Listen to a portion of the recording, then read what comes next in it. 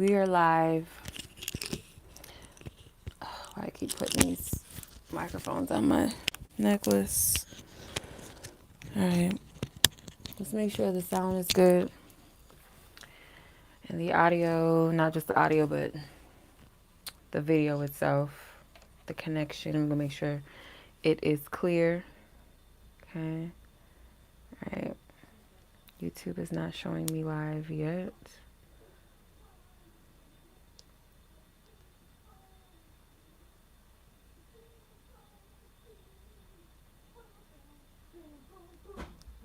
Okay.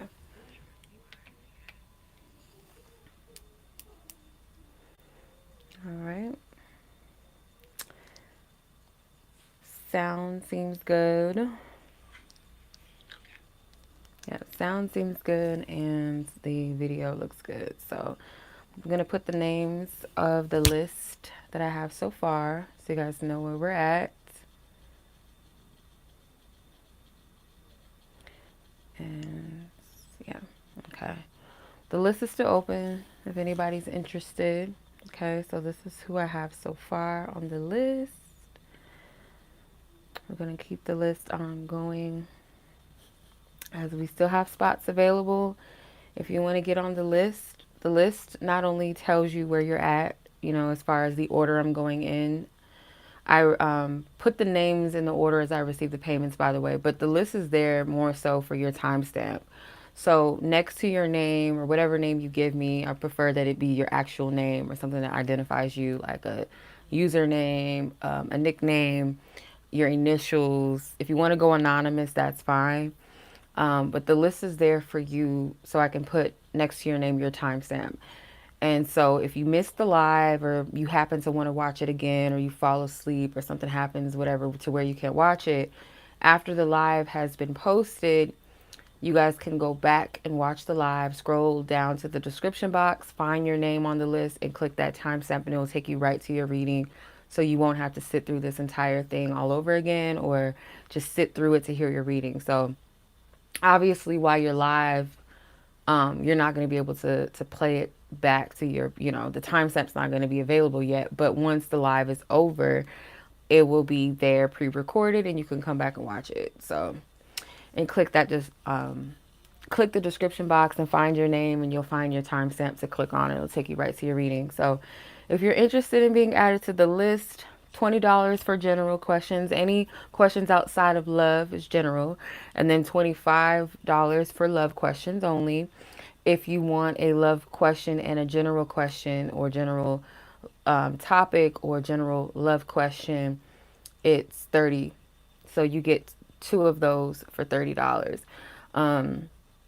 So that's a still technically, I mean, these readings within itself are discounted reads because a one question reading would cost, you know, a personal one question reading with me would cost way more than $20 and a love reading as well. But together, if you get a general and a love question, it's 30, which is $15 off if you think about it, because the general question is 20 and a love question is 25. That's $45 together. So that 30 is a little bit of a steal on top of a steal. Okay, so that's what we have going on tonight, you guys. So I'm gonna go ahead and start the live. I put the names in the chat so you guys know where your name is listed. So far that is who I have. Like I said, the list is still open and ongoing if you're interested. Okay. And yeah, click that black bubble in the chat. If you guys prefer Cash App, my username is linked there, or PayPal, my link is there. All you have to do is make sure that you leave your question in the notes section, what you would like to ask. If you want your question to be confidential or, you know, anonymous, let me know, okay? Also, too, like, I never mention anyone's name that you're asking about in the reading. The person, any third parties to you are confidential. So I don't ever say a person's name that you're asking about on the live unless you post it or ask in the chat. Like, that's your, you know, that's your, you know what I mean? Like, that's up to you. But for me, like, when I receive your readings, if you're asking about someone, you know, it could be anyone, it doesn't have to just be love. I will keep those names confidential. Okay. All right. So let's get it. Let's get Long story short, right? So, Sid, you are the first on the list. Your time step is 5:14. Okay. All right.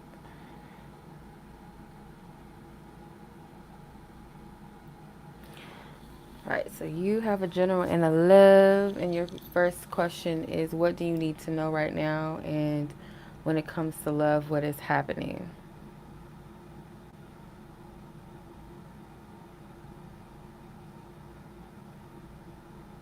Um, it's up to you. If you have 4 questions, that's fine. If not, I can refund you for the accidental payment. So let me know what you want to do. Okay, let me know. All right, so Sydney.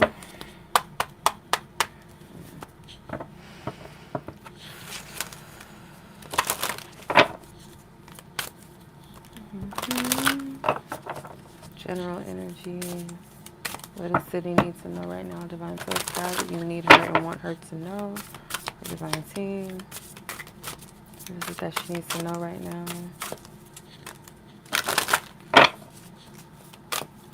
What does Sydney need to know right now? Divine Source God, what does she need to know?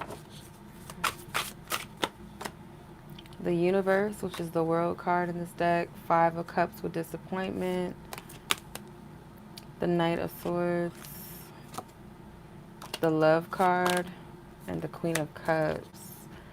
Okay. They're already talking about love already, but I'll still do the love portion of your reading. Um, so what I'm getting is that you are closing out a chapter, a major cycle. Like you are at a level where your dating life, it could kind of feel as though it's not easy anymore. It's not as okay. That's fine, sis. Like it kind of feels like this energy where it's not. I wouldn't say that it's not fun anymore, but some aspects of it, or maybe multiple aspects of it, is becoming kind of like boring. It's becoming a disappointment. Like all these different cups, like maybe you poured into these different cups, and someone just as quickly as they rush towards you with the Knight of Swords, they're out, right? And I feel like these are energies of people that may have resonated with you, or some aspects of them may have resonated with a certain part of yourself in the past. But with this Universe card, this World card, I feel like you're being divinely protected. You're overcoming something major in your love life, and all these different energies of different personalities I feel like that you may have resonated with at one time, they don't make sense to you, or it's not as pleasing, it's not as pleasurable, you don't really resonate as much. So this flighty, fleeting energy, I feel like it's kind of the energy of archetype, or just people that it's kind of giving like people with attachment issues or commitment issues, or kind of like a runner vibe from these people. But Spirit doesn't want you to give up completely on love. It is going to require some level of persevering with this 7 of Wands. Like that spark that you've initially had, that desire that you have for love, like to not let it die just because you're facing a little bit of opposition. There will be victory in the end. And I feel like the cups that you poured into are not a match for the cup that you are truly going to pour into. It's like this, like what you've experienced, it's nothing in comparison to what you are going to experience in love.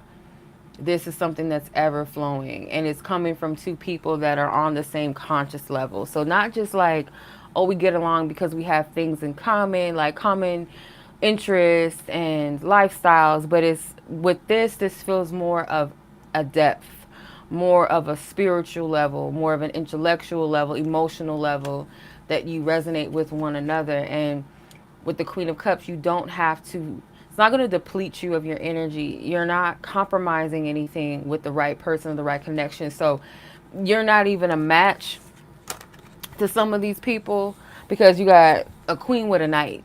and her energy is very in the flow. It's very receptive. It's very introspective, in tune, ever flowing, has a lot to offer, a lot to pour in on so many levels, where this Knight of Swords is not even in alignment with that. It's very rushy. It's very unstable at times. It's very flighty, rushes into things. It's like this impulsive nature, but also at the same time like a very ungrounded type of energy as well. Like it won't stick. Like the peace, the energy that you bring, or the stability, or the grounded energy that you provide is not going to resonate with this energy here. It's going to, because it has to have some level of either control and or a level of chaos, or a level of maybe overstimuli.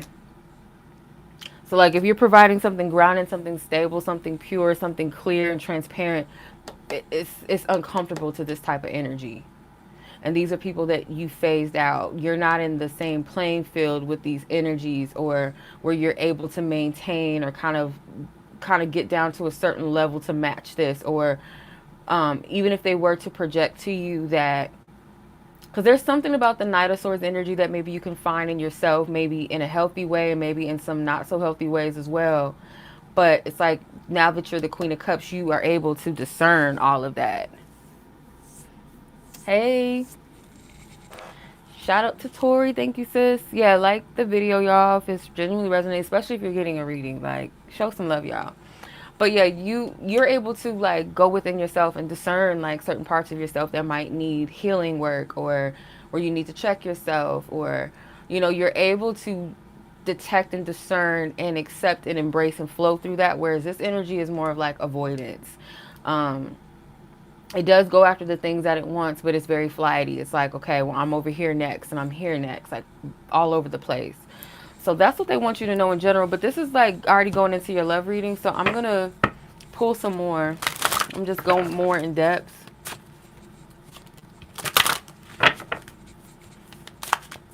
It could be like you're overcoming the disappointment of like just giving to people in general beyond just love and relationships. This is like your romantic relationship is coming through strongly, yes, but I feel like this also can pertain to other connections in your life where you may have overextended, or where you felt that you gave a little too much and left out empty-handed and confused. So you have the Ten of Pentacles with wealth, lust, which is the strength card in this deck. Yeah, you're uprooting a lot. Six of Cups. Ace of Swords. The Tower. And then you have the Two of Pentacles with change, and the Wheel of Fortune here too as well. So your finances are going to go through a shift that's going to bring you into a harmonious space and balance. The Two of Pentacles is actually Jupiter and Capricorn. So your energy, I feel like when it comes to your luck or the abundances that are coming for you, there's going to be a positive turnaround with this, with the Ten of Pentacles. So this is kind of sounding like this is your general reading. That's funny that Spirit kind of flipped it. That's interesting. Yeah, this feels like general.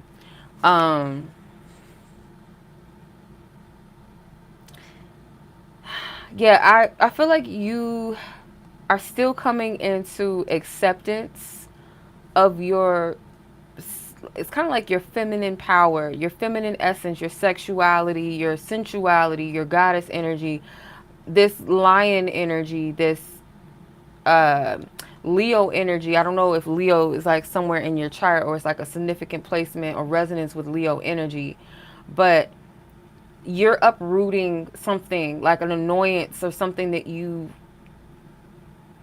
don't necessarily like about the energy exchange that you've been receiving, or how people view you.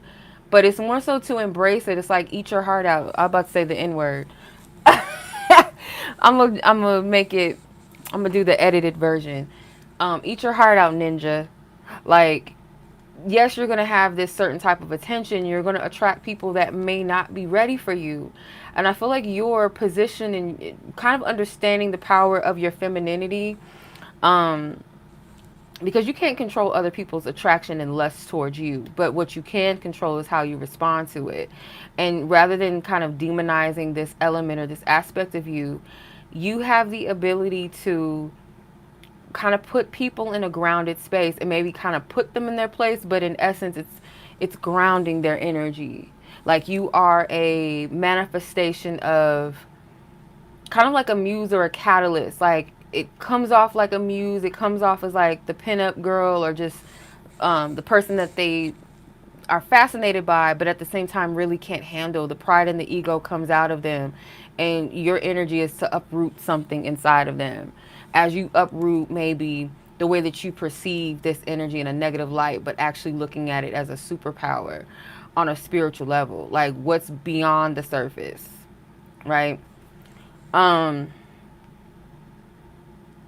you are going to find pleasure in multiple avenues in your life, and these could be things that you're returning back to, or where you kind of have like a childlike approach to it, that you have these different streams of pleasure.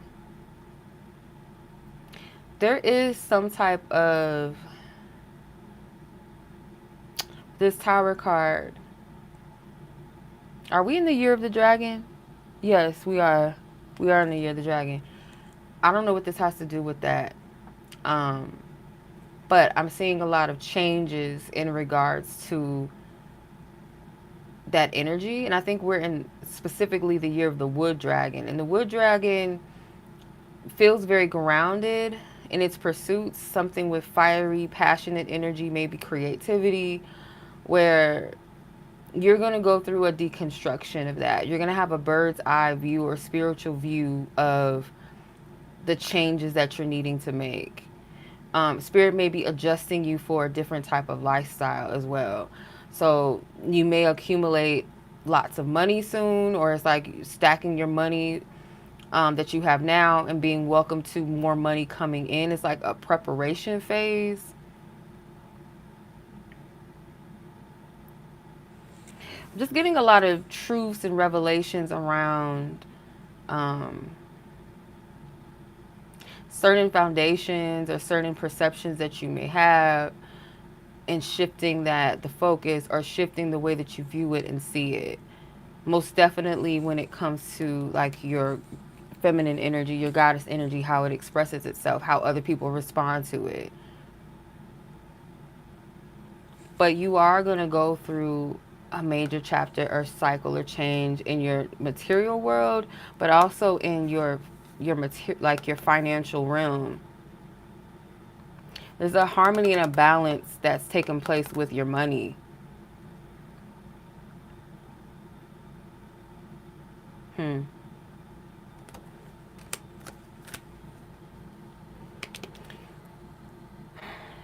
By Sagittarius season going into Capricorn season, like you might have something positive take place with your finances, or like more money coming in, or it's like you're having to adjust to a new level of something with finances. That's what I keep getting from this.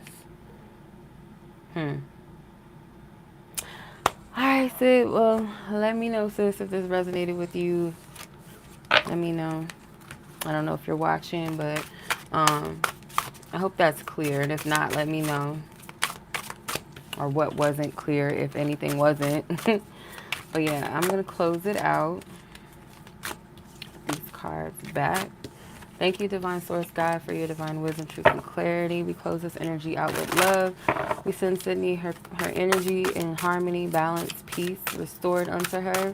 Wherever she is in the world, past, present, and future, known and unknown, may she be divinely covered and protected in all spaces and all realms. Amen and Ashe. And so it is. Thank you. Okay.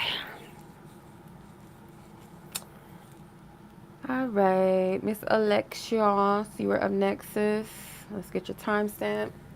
Your timestamp is that a 9 or an 8? I think that's 1927. Okay. 19 minutes, 27 seconds. Okay, Jennifer, I see you, sis. Okay, Alexis, what will your next meetup be like with blank? And how will you meet your future husband. If there is a husband out there for me, been feeling kind of hopeless lately about marriage. No, sis, don't do that. Don't be discouraged. Hopefully we can turn that frown upside down. I get it. Trust me, I understand, child. I get it. All right, Jennifer, I'm going to add you to the list. You're number 5. All right, so Miss Alexis, let's see. Let's tap in. What's your next meeting going to be like with this particular person in question? Let's see. Divine Source Guide. What's this meeting going to be like between both parties?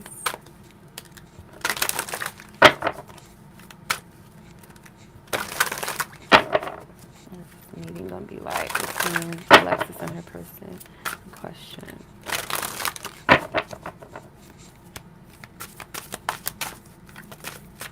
Okay. The Sun. The Ten of Cups. Is it satiety? Hopefully I'm saying that right. The Devil. The Prudence card with the Eight of Pentacles. Disappointment with the Five of Cups. Okay. It's something about this person's behavior that ties into your disappointment in love, the hopeless feeling in finding a person. I do feel like you will enjoy your time together, but it's like maybe after the fact, especially if you guys have sex, it's like the energy feels pretty good, fulfilling. You guys have a good time. You're both happy. You're both in a good mood. Might be playful, joking around, just like having a good time.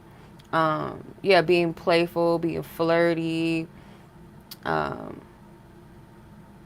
it feels like a promising energy or something. Like it feels like when you're in the midst of the meeting, like you guys being together, hanging out or whatever, it feels promising, like something positive is taking place, and you guys have sex, and it seems like the sexual exchange, you guys could have a lot going on an internal level, and it's like this is the release. The sex is not, it's not going to lead, like what's leading you to have sex with this person, if you guys do, or you have some type of sexual exchange, if it's like kissing or touching, maybe not the whole act of it.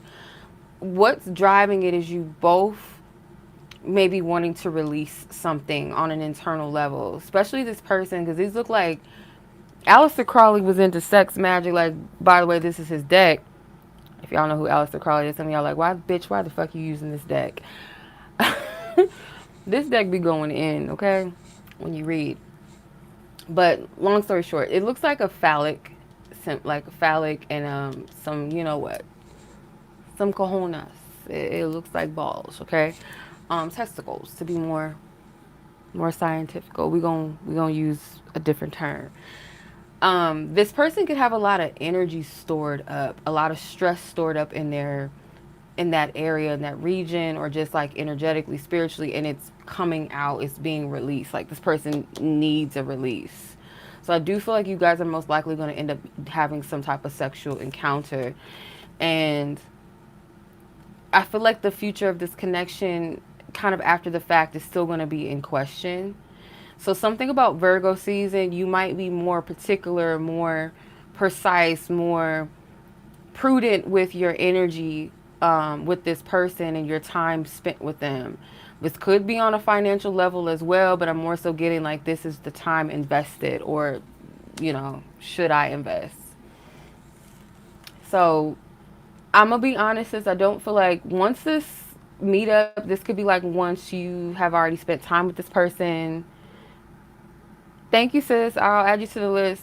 Once you kind of like settle, or like days later, maybe like when you guys are not in the same proximity, like you've gone your separate ways or whatever for the time, you might not be happy with where you're at still with this connection. It's like it's kind of reality sets in, and you're still disappointed in this. The Five of Cups, like, what am I really getting out of this? Where's the growth? I'm not really seeing the growth, in this. I'm not seeing the progression. It's kind of like where the disappointment comes in at.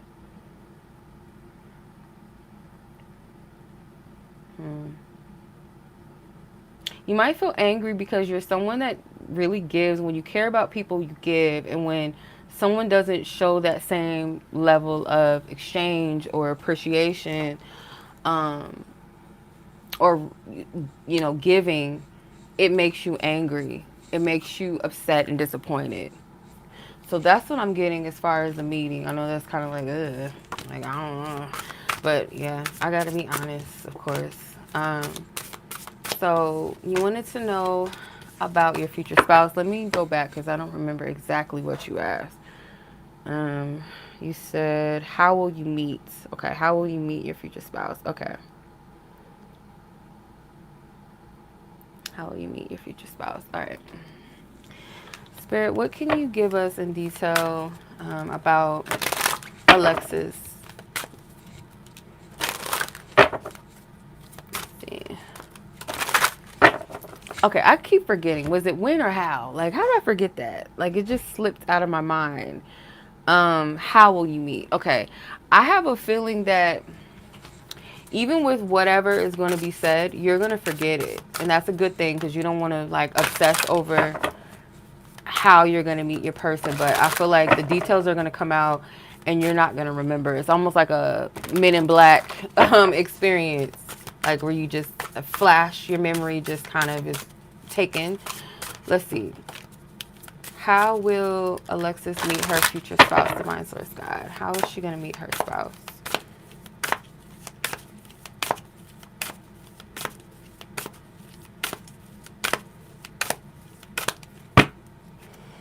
Okay, Prince of Swords, the Princess of Discs, which is Pentacles. So they don't have pages and they don't have kings in this deck. I think the knights are like the highest in the courts. Then you have Queen of Discs, which is the Queen of Pentacles. The Nine of Cups with happiness. And the Universe, which is the World card. You guys might meet through other people.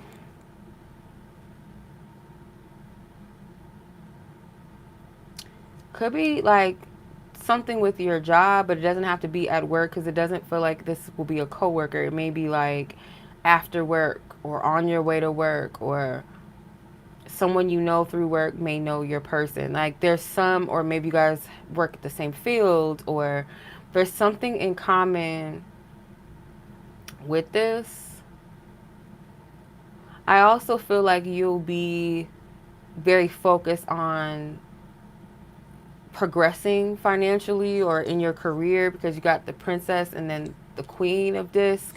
So it's kind of like she elevates into a queen, this princess.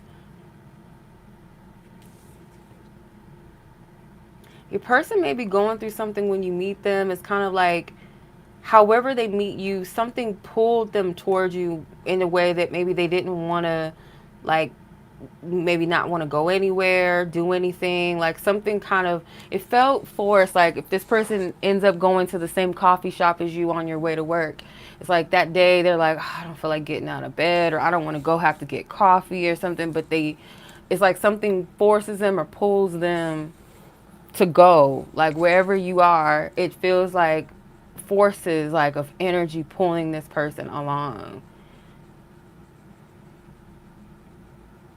You're going to meet them at a time in your life where I don't feel like you're not going to feel that same hopelessness, like when it comes to love, because where you're at within yourself, like you've like grown like in a major way, and it feels, excuse me, not just like a financial thing or a career thing. It feels like within yourself, like the work that you've done on yourself, like you're going to feel great about yourself. You're going to feel great about your life. And it's not because everything's perfect per se, but it's like your maturity level and how you perceive your life and the world around you is different. And so rather than dwelling on things that don't matter or stressing yourselves out, it's like you're taking care of yourself physically as well. You might have like a kind of like some type of style that's more, I don't know, like a different era of style, and the way that you dress, the way that you carry yourself, the way that you walk. It's like,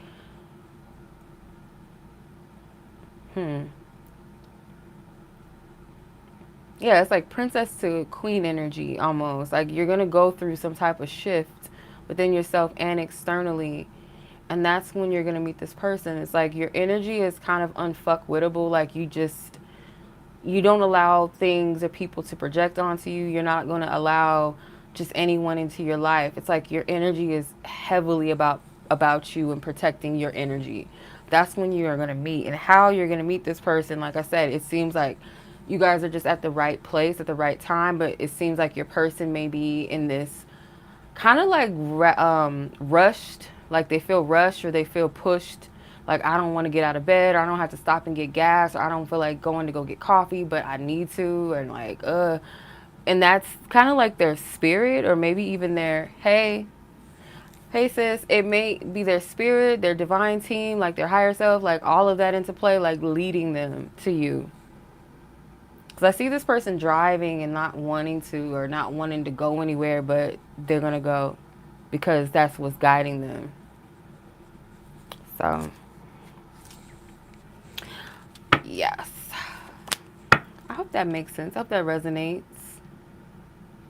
Yeah, so your person's headspace may be kind of like that day a little restless, but when they come into because you might be looking good. Like, this is how I see it, but I could be like, this is just what I'm getting. And it might play out slightly different, but it could still, when you look back, be like, oh shit, like, so I'm going to give you a scenario of the energy I feel. So let's say that the place that you meet, how you're going to meet is through a coffee shop. Like let's say you stop off at Starbucks on your way to work and you're obviously dressed, or you are dressed up to go somewhere, like you look really nice.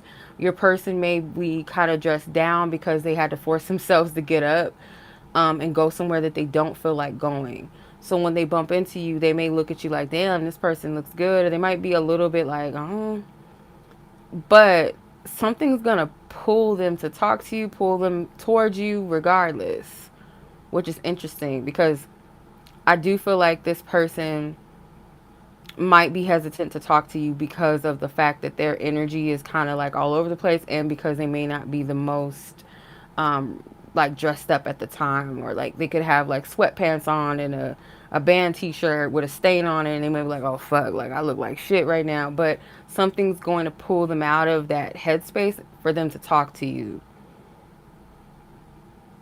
Okay, so that's what I'm seeing. That's interesting.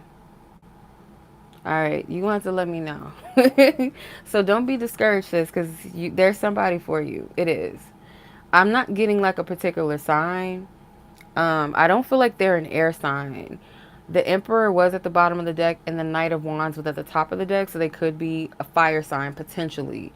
But they're gonna muster up the courage to talk to you, regardless of how they're feeling at the moment, and maybe feeling like, oh, I look like shit right now. I'm not gonna holler at her. They're gonna do it because something's gonna, like, their energy, something inside of them is gonna muster up the courage and get them out of their head and pull them towards you.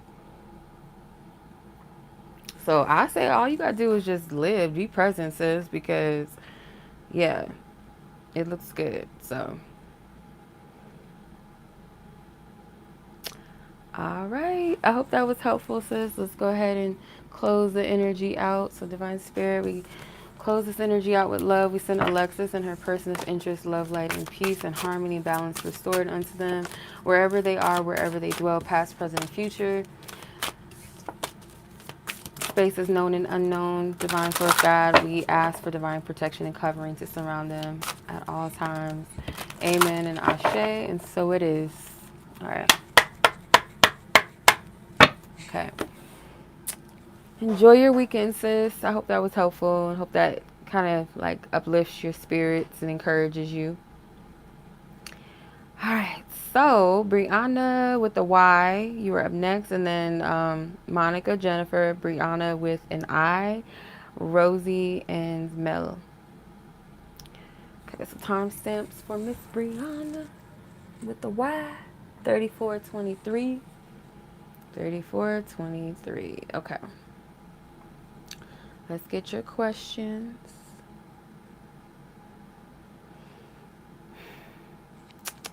Where are we at? Okay, so How might your new job impact your life moving forward? You started on the 22nd of July. Details about the next big shift in your love life. And then your other question, what does your inner child... I'll come back to the second half because I'm not going to remember all that. So the first question is, how might this new job impact your life moving forward? And any details about major, anything, a next big shift in your love life. Okay. All right, Spirit, ask for divine clarity for Brianna when it comes to her new job. How will this new job affect her life moving forward? What does she need to know? What does she need to know?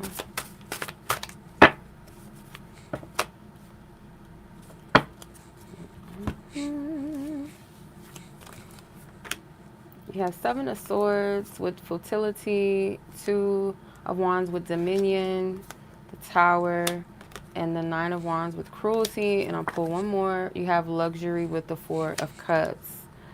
Okay.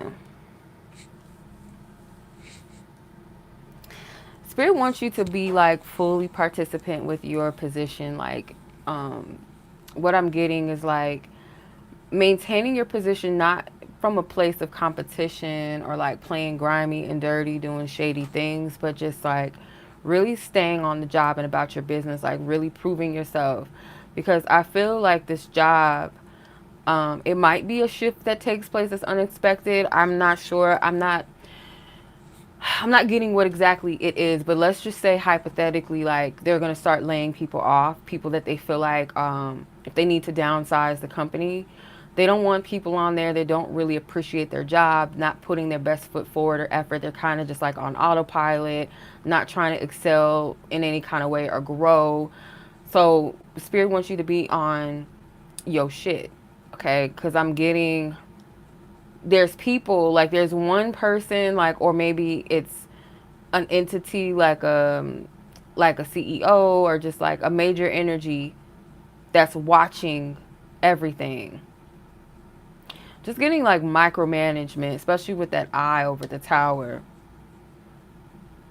Cruelty. Some people might feel like this is fucked up once it happens, but whatever this change is going to be, and it really literally could be downsizing, you're going to keep your job, though. I don't feel like any jeopardy is going to come to your job, but Spirit's just giving you this heads up right now. Like, make sure you stay on your shit at your job.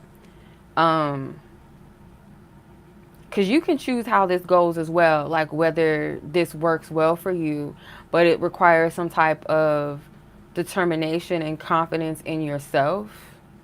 Knowing the job well, maybe even seeking out like, you know, any type of further knowledge about your job and how you can excel and do well in your position, and what are the do's and the don'ts, what's the in and the outs. Like, you know, it's beyond just like the paperwork that says, oh, you know, you can be suspended if you do X, Y, and Z. Like beyond that, it's like, okay, at this job, you know, some people kind of get to this place where they slack off, they get comfortable, or, you know, some people get caught up in office drama and gossip, and like that, you can avoid this.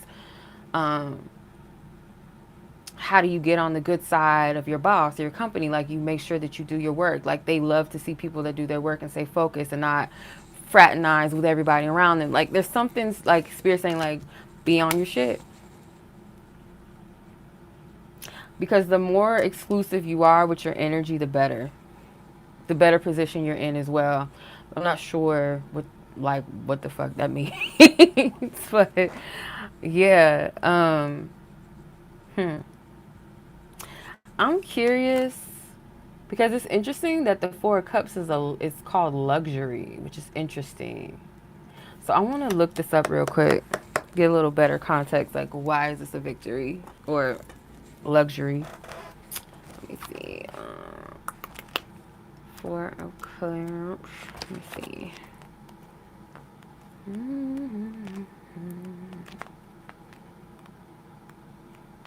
Let's see. All right. You're being given much love and devotion. Enjoy it without becoming dependent on it.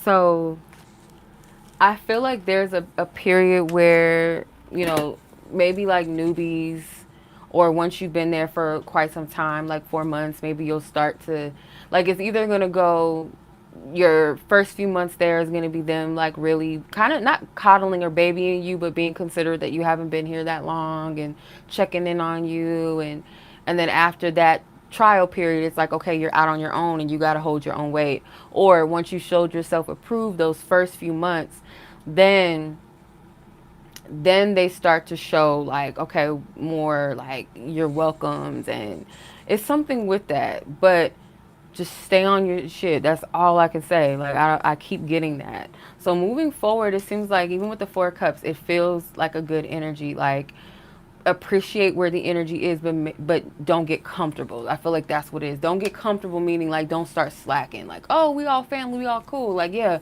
be cordial, be cool with people. Make sure that you constantly stay on your shit, and you go, you know, in that direction of elevating. Like, you're wanting to grow. If this is where you want to be, for a time, however long you feel led to be here, that you excel and that you grow. That's what I'm getting. Okay. Um, Second question is, what big shift is going to happen in your love life? Love life. What big shift is going to take place in Brianna's love life? What big shifts? What big shifts? What big shifts?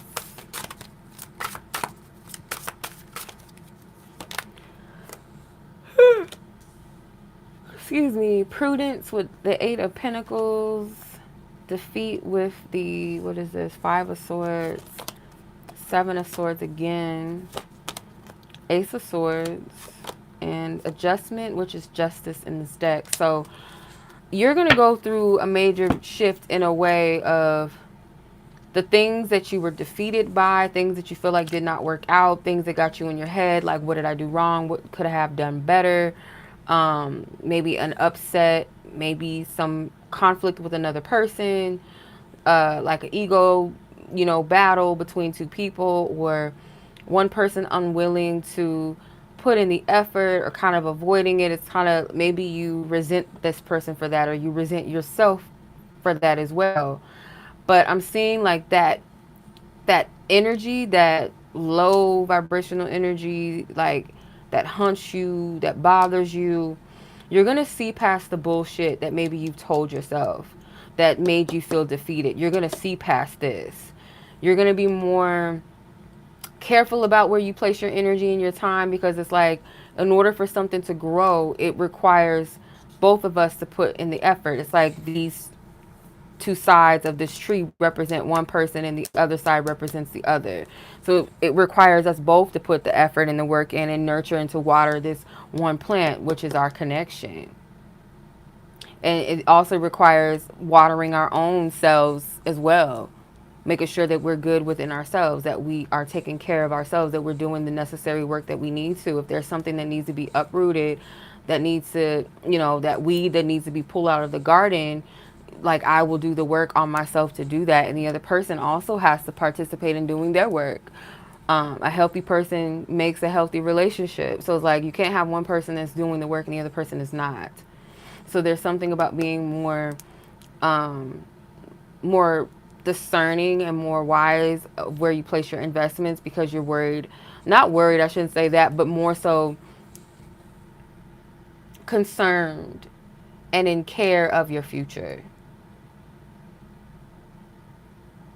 So you are going to annihilate or cut something out once you get the understanding and the clarity, and you see past the self-deception that you've told yourself, or that maybe you've fallen into someone else's deception. It's like, you're going to free yourself of that. You're going to get the epiphany and the clarity of what it is that you need to cut out and annihilate it, and you're going to handle it accordingly.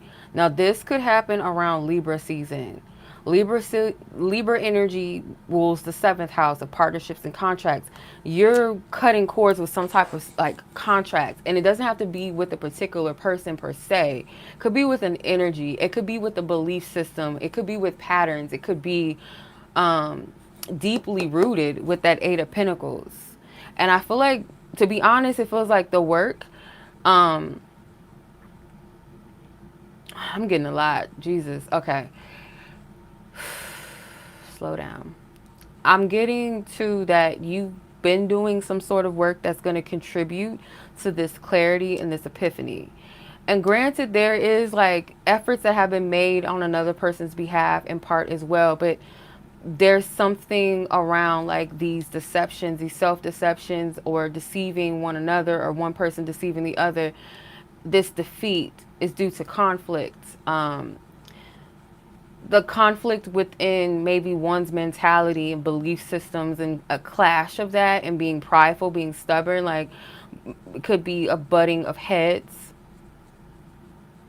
But whatever this energy is that you're going to uproot, cut out, annihilate, what have you, or continue to do the uprooting, is going to lead you into a balanced state of wiser decision making, and make you, I feel like it's going to help you feel lighter in your energy as well. Being more wiser and discerning of who you align yourself with, or the type of energies that you entertain within yourself in your own mind, or what you allow other people to. And I feel even with Leo season is contributing with this energy too as well. So if not Libra season, definitely Leo season, but something with the 7th house. Maybe check your chart and see what's in your 7th house. Like, I mean, who's to say? Like, possibly, like, Leo could be there. I wouldn't be surprised if, like, Leo is somewhere in your chart right now that is affecting your relationships. But if not in the 7th house, there's something there in your 7th house maybe that you need to research, sit with, see how it applies to your relationships, your connections with others and yourself. And not just on a romantic level, but just in general. Okay? All right, let's see what your 3rd question and 4th question is. Let's put these back.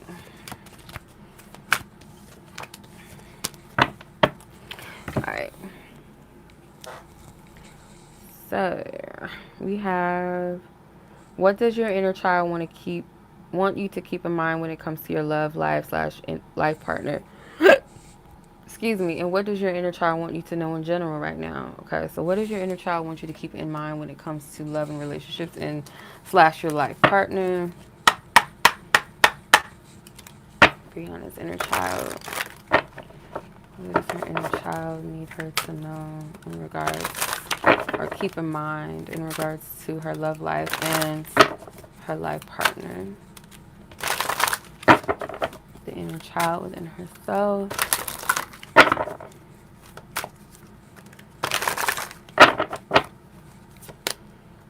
You have 3 of Pentacles with works. The Death card. Princess of Cups. The Eon, which is the Judgment card. And Strength with the 9 of Wands. Okay, so this is your inner child. The Princess of Cups is your inner child. I feel like she wants you to, like, go with the flow, but move slow. You don't have to rush anything. You don't have to work, like, you don't have to overextend or overwork yourself. It's like, yes, continue to put in the work. I don't know why I'm saying, is this like a BMW? I think what I'm saying is a BMW symbol in this. Like, treat yourself like an expensive luxury car. Like, not everybody has the luxury of being with you. Treat yourself in accordance to that. If you are not willing to, if you're not able to afford me, and not speaking of financially and how much you spend on a date and take me on trips and shit, but like when it comes to the energy that they are willing to invest in your connection, how much are they willing to put forth to experience you? Some people like to test drive shit and know that they don't have the money for it. They just want the idea of being able to feel what it's like to drive in an expensive car. Whereas there's some people that want to test drive it to make sure that it's truly what they're looking for and what they want. And if they, because they can afford it. They're meaning like the person is in the space to actually get to know you and put forth the energy and effort to see if this is what they really want. If you guys are truly compatible, are you guys on the same page? Do you have the same values? And That's far more better than someone coming in and just saying like, oh, I just want to see what it's about, and knowing that they're not ready or even care to check within themselves and make sure that they're ready to connect with someone and get to know someone and have a plan, have intentions. Though the intentions may be to get to know you, but it's like, but I want to see if this is in alignment with something that I want to take serious. So allow people the space and the grace to get to know you as you get to know them, but discern the person is in the space for that rather than someone just coming in to waste your time. And it may be that the person that is looking to invest in something serious may decide that you guys are not fit for each other, or you might decide that you're not fit for each other. You both agree that you're not fit for each other, and that's okay. Your inner child wants you to be more light in your energy. Um, because, yeah, the things that have happened in the past, change is inevitable, things ending is inevitable. Not every cycle is going to end up the way that you may have wanted it to, and that's okay. Give yourself and others grace.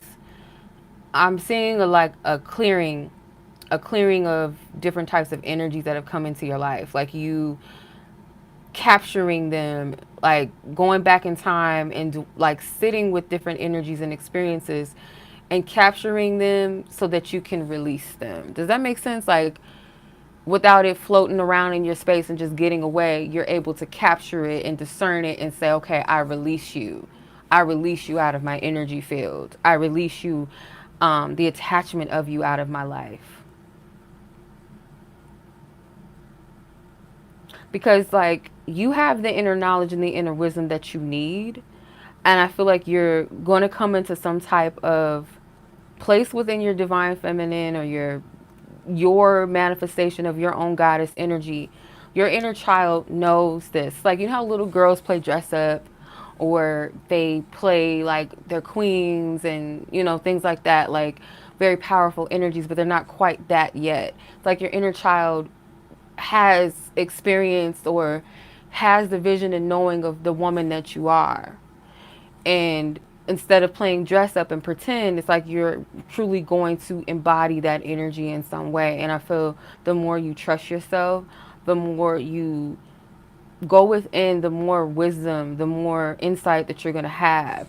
So your princess becomes a queen. The Queen of Cups was at the bottom of the deck. So further confirming what I was picking up, this is going to be um, that reminder that your divine inner child self and your divine feminine self, they're one and the same. One doesn't diminish or go away. It's always going to be a part of you. So your inner child always knew the woman that you were and were to become.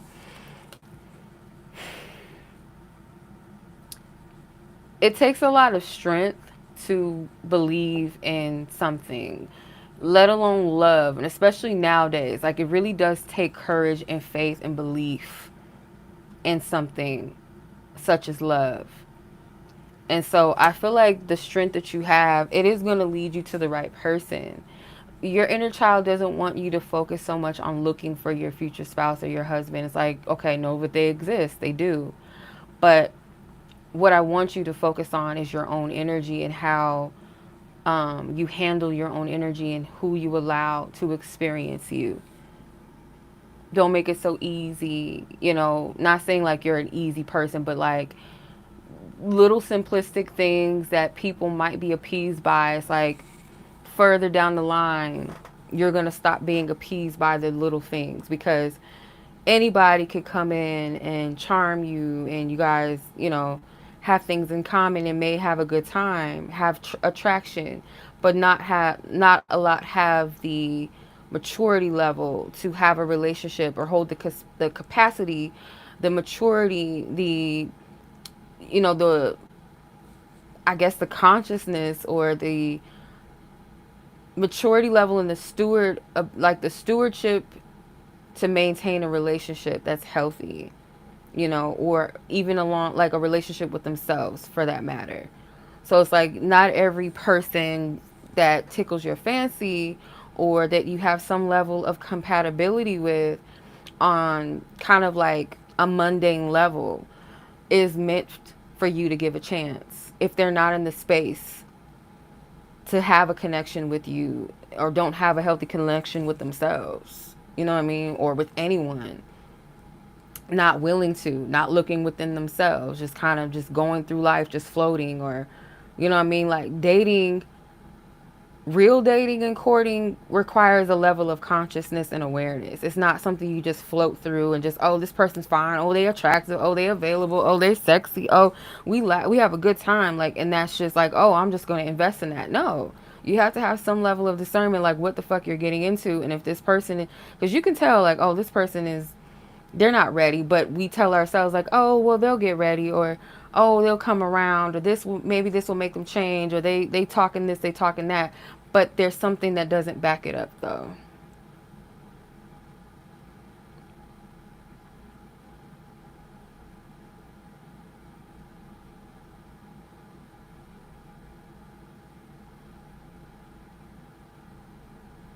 So I hope that makes sense. Let's ask your inner child any other general messages and questions.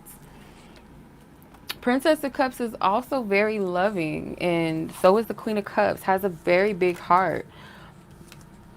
It has a heart of gold and depth, and it's special. Not everybody deserves to experience the depth of that. Like the kindness, yes.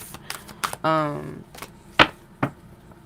but no, not everybody experiences that. See, inner child, Brianna's inner child's message to her in general.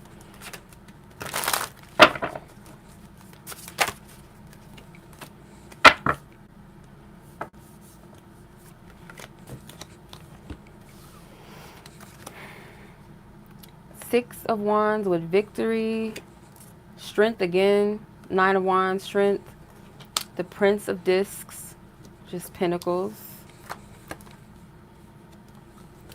The Eon again, judgment and disappointment with the Five of Cups. So it's this energy of perseverance and like pushing through, because you will have a victory. What you're doing is you're coming into a different level of yourself, a new age, a new chapter of yourself. Your inner child is very clear in who you are and your essence, even if you don't see it fully or others don't see it fully. Your inner child seems to be very keen on who you are. Your inner child, even your childhood self, I guess you could say, you know, is technically your inner child, knew something about yourself. Like I said, it, like if you played pretend and you dressed up, or you played with Barbies and you liked the princess Barbies, or you liked them with extravagant looks and gowns, or pretends to be queen, and or just like the bad bitch of the Barbies, you know, there's something that you always knew, like your child self always knew about you. And due to the circumstances, sometimes it's not easy to see yourself. And sometimes when we allow other people to dictate what they see in us and how they treat us, or not even what they see in us, but just their actions sometimes will taint the way that we view ourselves. But your inner child knows and sees you. So in spite of the disappointments, Spirit is saying to still persevere and go forward. And your inner child as well is like your strength shows. You have the inner strength. I want to ask, who is this Prince of Discs?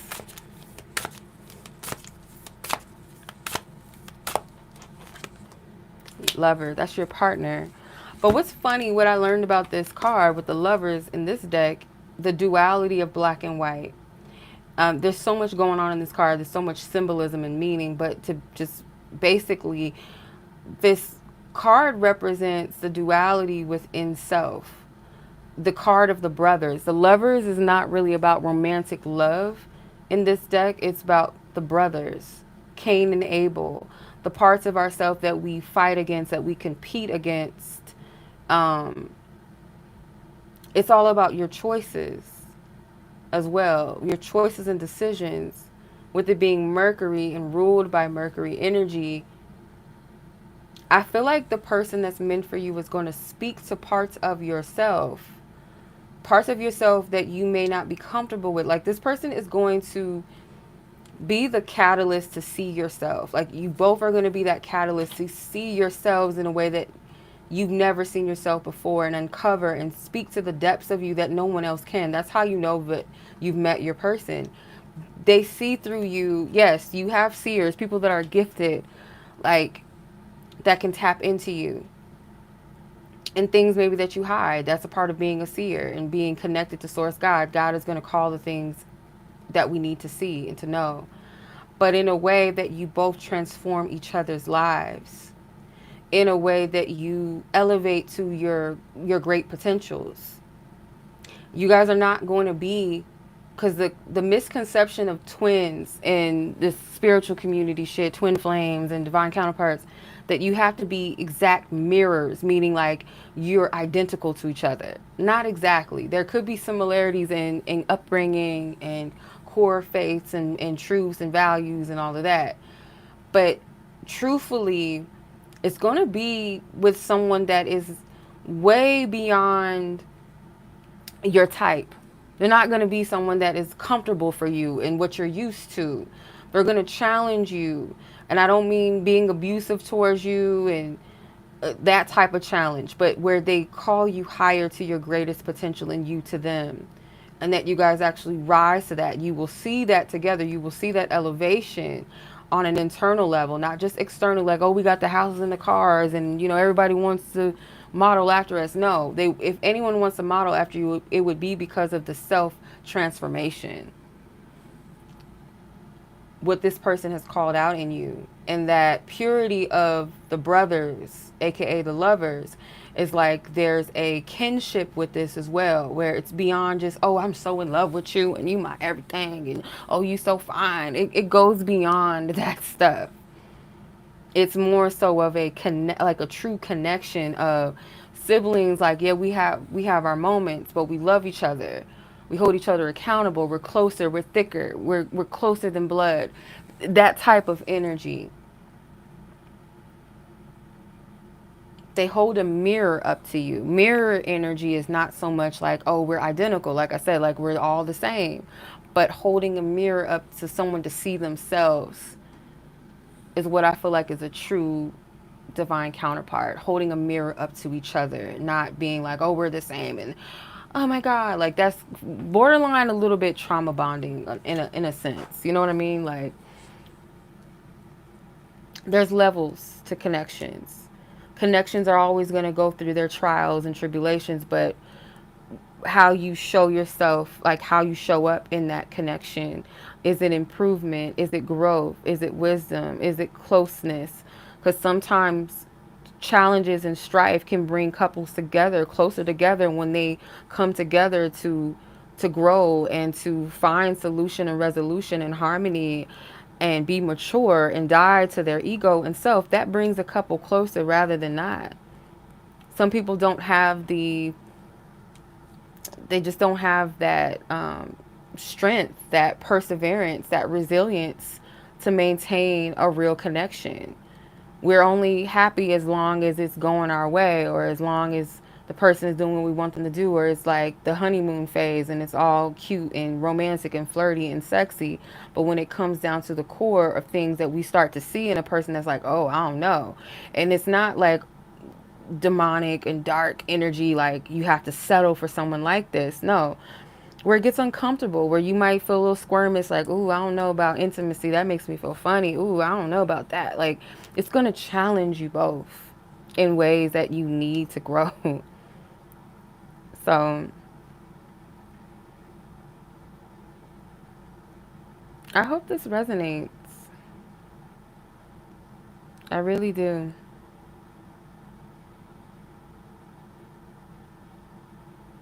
So I'm just gonna close that out for you, sis. So we're gonna go ahead and move on. That was a pretty long reading, but you did have 4 questions. So I hope that it was worth every dollar.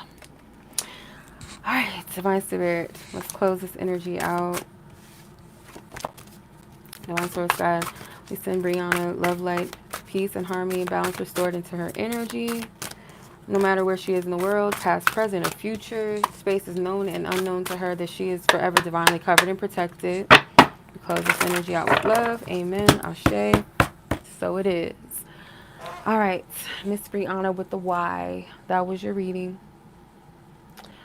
Okay, so let's go on down the love train to Miss Monica. Oh, timestamp is 80.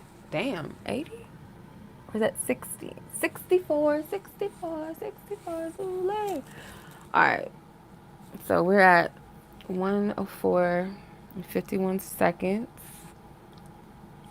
Mm. Okay, Miss Monica, any love messages from your divine partner slash future spouse, and any messages from your from spirit slash ancestors or guides. Okay. Yes, you're welcome, sis. My pleasure. My pleasure. My pleasure. Enjoy your weekend. Okay. All right. Miss Monica, what is the message from your future spouse? What does your future spouse want you to know? What's your future spouse want you to know? Let's tap in.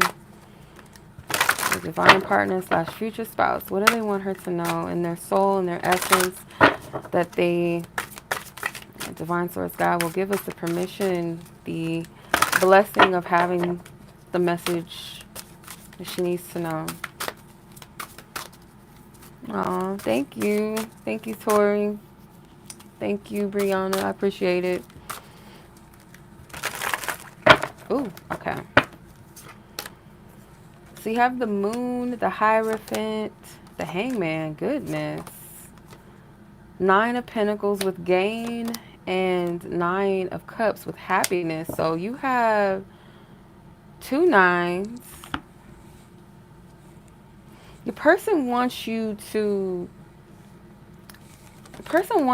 be happy in the now, yes, but it feels like sounds like they want you to accomplish some things. Like they want you to feel not like you have to be perfect and like this checklist, but like where you feel like if there's anything that you haven't done yet that you've always wanted to do, they want you to enjoy your life for real. They don't want you to come into union with them with regret, like, oh, I wish I would have went to, I don't know, France, or I wish I would have did this, or I wish I would have danced and went out more, or enjoyed my sleep-in time by myself more. Like they want you to enjoy even the little things and maybe the grand things that you want to try or do or embody, experience. Like they want you to be in that space where your human self is like, I did that. Like I'm proud of myself, or I'm happy, or I'm glad, or I just enjoyed my time. I enjoyed my single season. They want you to be full and whole in yourself. Like, yeah, I acknowledge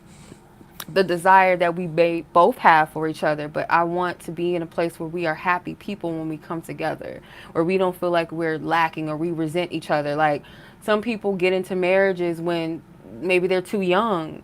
They didn't allow themselves to experience life. So when they get into a union, they got that itch, that scratch, and they kind of resent themselves and or their partners. Maybe their parents told them they should have got married, so they might resent people instead of going into it on their own divine timing. And when their soul was like, I'm ready to merge with my person because I'm at a place where I'm content, I'm whole, I'm happy. I don't want to go into this feeling like I have not experienced myself. I have not had a relationship with myself. That's really what it is. Your partner wants you to have a relationship with yourself to this extent of you are in joy and bliss in your life. And that doesn't have to be centered around other people, especially another, like a romantic partner. They want you to be happy and enjoyment of that. So what is it that you feel you still, want to enjoy right now or haven't yet done? They want you to be in that space. I feel like you and your person, because Anubis can be a protection as well, like a protector, a guide. So I feel like you guys kind of carry each other in each other's spirit. Like no matter who you're with, there's kind of like this space that you hold for each other, regardless. There's more than what meets the eye. There's more beneath the surface than what maybe both of you realize. Like, because I don't feel like you know your person and they don't know you with the moon card. You're not physically aware of each other, but you're spiritually aware of each other, and maybe in ways that are completely subconscious and beyond your, you know, conscious level. And then with the Hierophant, yeah, you both have like a similar energy. Your person, I feel like, is very wise. Your person is very discerning of people and energies around. And your energy, I feel like you have kind of like a protective energy over yourself as well. But because you have something about your energy, people are drawn to it. It's like a mysterious energy that you have. You may have like a nurturing, like mothering energy that people gravitate towards. So I feel like your person is, they're going to be very protective of your energy. That's what I'm getting. Like your person is pretty seasoned. They've gone through different levels in their journey, where they've had to discern types, like certain types of people. And I see this person being your protector. This person may be also opening some type of spiritual awareness or spiritual lessons, like things that you may have not been able to experience on your own, you guys are going to experience together. It's like this person's going to unlock something for you. They have a very big energy. So I don't feel like this is somebody that you would just not notice or feel their essence. Like they have a big energy. The Hanged Man, your person has gone through a lot of shit. This person has had to give up a lot to get to where they are. Now, your person could be someone that is spiritually in tune, like know, like to discern like why certain things are happening to them, learning from those experiences. This person has gone through spiritual initiation, and I don't feel like through brotherhoods, like earthly brotherhoods and organizations. This is like personal on a soul level. This person has gotten to these places. Their perception of love and relationships, union between man and woman, or feminine and masculine principles and energies, they've had to shift and see things differently, or they still are in the process of this. So they're gonna have the key that you like. This, I'm telling you, I don't know who this motherfucker is, but I'm even having a hard time like really interpreting this, like explaining it. I'm trying to explain this in a way that's practical, but the understanding or the importance of divine feminine masculine energies within self, but also manifested in the physical. This person is going to make a beautiful partner because, like, as far as what they have come to understand is going to be very, very significant to your union, and how they're able to connect with you. And it's very special in a way that I'm just getting like very distinctive, like you will know that this is your person because there's no other connection like this. And it's not no mundane shit. Like I was saying to Brianna in her reading, it's not just about, oh, we're compatible, we like the same things, or we're the same race, or the same age, or da da da da. Like that's beautiful to have compatibilities and like certain things, you know, similar things, similar tastes in music and in sports or whatever, or have gone to colleges or have the same levels of ambition. But there's a depth that no one can feel that. You can find compatibility with lots of people, but to have a connection, that comes rare. And the level of this connection is something that you cannot just access through anybody. So this person is going to be very distinctive to you. And I feel like they have this protective energy where they're not possessive, but they're protective. There's a difference between being possessive and being protective. That's going to be distinctive too. So let's see what the general guidance from your divine team wants you to know.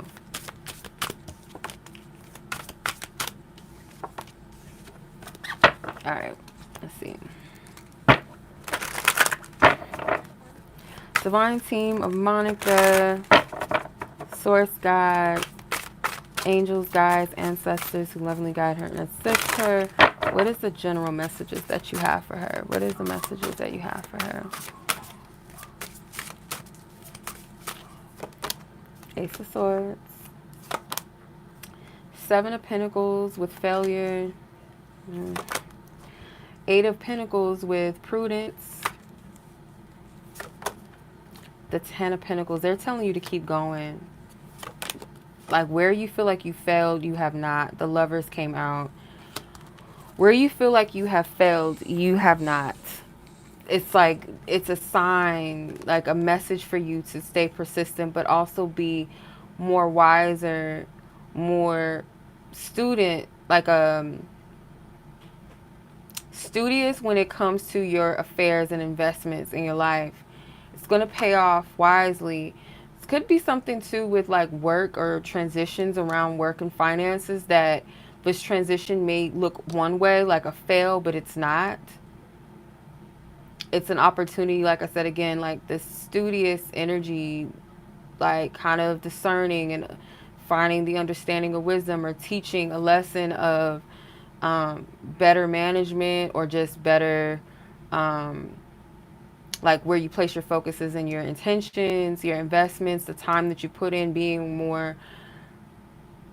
more self-aware, because the effects of it in the future matters, right? If this is about relationships with others, not just romantic ones, seeing the mirror that that connection holds, that what is showing you, even if it's uncomfortable, what is it that I can take from this? What is this showing me? Because that approach, the discernment, the truth, the wisdom, there's victory in this. And sometimes the victory comes in a bittersweet way, or like tough love, or that wasn't an easy process to get to, but I'm here, I'm in this space. And the wealth card, coming from the Seven of Pentacles, Eight of Pentacles to the Ten of Pentacles, is elevation. Your divine team is even saying here in the now to recognize the progress that you have made, that you've been making. You have a lot of ancestors that I feel like that you may not even be acquainted with, like from different cultures, different faiths, different beliefs. So at times when you feel confused and you don't know how to discern, like how to handle one thing, your ancestors' expertise is very, like a wide range of expertise and experiences, because of the different cultures, the different, maybe the different religions or faiths or beliefs, or just their energies can be helpful to you at different times. Like not every ancestor is going to be able to handle a love situation, or when you're going through trauma. Like some of them have different levels of expertise or methods that could be helpful to you. Some of them are good with money. Some of them may be very good with helping you discern and decode messages. Some of them may resonate with certain planetary alignments I'm getting to, like I'm seeing Venus, I'm seeing Mercury, um, the Star of David.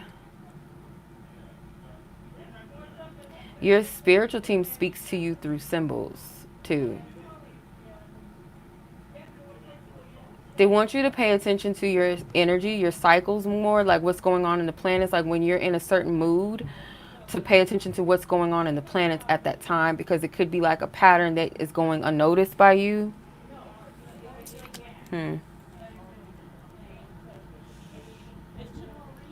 Yes, I am. While y'all in there being loud. Um, yeah, the Lovers card too can speak about romance and love, but I'm more so getting that your divine team wants you to see yourself not just in a one-dimensional level of yourself, but multiple layers, and not to demonize one part of the self or other. Black or white is neither good nor bad, or better or lesser.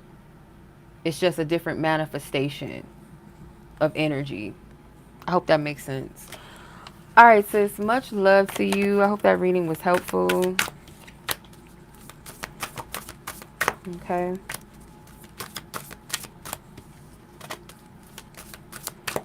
Okay. All right, Spirit, we close this energy out with Monica for love, light, and peace. We send her harmony and balance and peace restored unto her wherever she is in the world, past, present, or future, known and unknown spaces, that she is forever divinely covered and protected in each space. Amen and Ashe, and so it is. Okay. All right, my good sis, Monica. I do hope you enjoy your weekend as well, sis. Take care, and we'll talk in divine time. All right, Miss Jennifer, Brianna, Rosie, and Mel. Let me make sure there's no one that I'm missing before I proceed. Okay, so Jennifer, let's get your message. 7951. Okay, so that's um,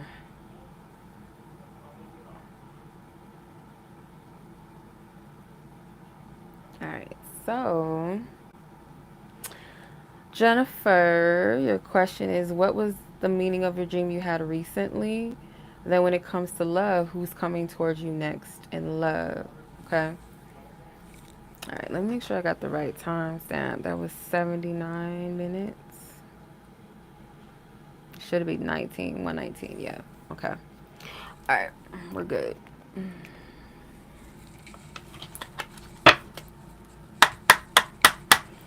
All right, what was the meaning of this dream that Jennifer had that she's asking about and referring to, Divine Spirit? What is the meaning of this dream?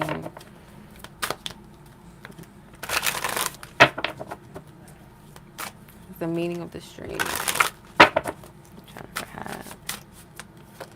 Okay, you have 4 swords with truce, the High Priestess, the Hangman, interference with the 8 of Swords, and 5th card is the Star. It's something that Spirit is trying to get you free of, that you've been, like, I feel like a part of you, like, on a deep level, on an intuitive level, maybe even on a subconscious, like your higher self or your intuitive self spoke to you in this dream on a subconscious level of something that you know you need to let go of or release, or who or what that you need to release and let go of is apparent in the dream. They want you to release or sacrifice something. It's like being okay with letting go of something maybe that you had a strong, firm belief about. You might have had some type of interference in the dream where something wasn't fully made clear. So, like, certain details maybe you forgot, or something was distorted, or there was an interruption in your dream or something like that. But this is to set you free and into higher levels, a higher vibration, a level up in your energy, pulling you up out of a maybe an outdated energy or cycle. This is something that they're wanting you to cleanse out of your life. Your thoughts could also, yeah, this dream couldn't have come to you in your waking life, or this message or this sense of clarity, whatever the dream was speaking about, but you need to cleanse yourself of, free yourself of, cut cords, ties of, to level up past, or that you are leveling up past. In your waking life, there's a lot of interferences. Your mind could be in multiple places at once, like mental fogginess, confusion, overanalyzing, and the dream answered something. I feel like your soul asked for this, like your higher self asked for this clarity, this dream, or you asked for some sort of clarity, and this dream was the answer to that prayer. This is calling you to release and to surrender and let go. Call it a truce. Give it to God. Give it to like a higher source, higher power to handle this energy. Because there's some sort of clearing, like restoration within you, within yourself. It's like you have attachments, or energy is attached to you. And I'm not getting like demonic spirits or anything like that. It feels like maybe connections. Um, you're holding yourself maybe to, how do I explain this? It's almost like you're crucifying yourself. Like you are being heavily critical of yourself, being too harsh on yourself, asking so much of yourself that is like you're not giving yourself grace or a break or some credit, or like to see that you're human. You know, it's, they want you to let go. Like whatever the dream was speaking about, the message as a whole was about letting go, releasing, and surrendering. And to not beat yourself up and not be so critical of yourself. Got a lot of major arcana, so I do feel like that dream was very much so divinely inspired and guided to you. You also have the Justice card with adjustment at the bottom of the deck. So this card is also, I feel like, about choices and decisions, things that you have signed yourself to, or connections or agreements or beliefs, like something that you've made agreements or contract to. I feel like Spirit saying it's a truce, like let it go. We're releasing it. This is to set you free, set you on a higher path, higher purpose, or in a better space, better alignment within yourself. Like that's what this is. That's what I'm getting. Okay. Interesting. You could have saw yourself in the dream, or some sort of energy that represents you in the dream.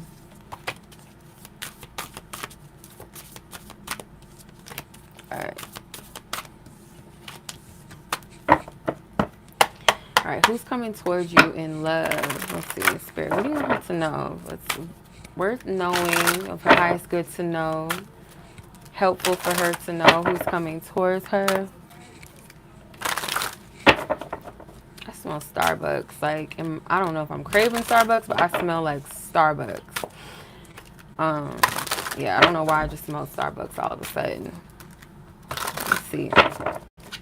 Who's coming towards Jennifer, Spirit, that is worth her knowing about, of her highest good to know? Thank you. You have the Ten of Cups with, I think it's satiety. Hope I'm saying that right. Okay, these cards are sticking out. Seven of Pentacles with failure. The Lust card, which is strength in this deck.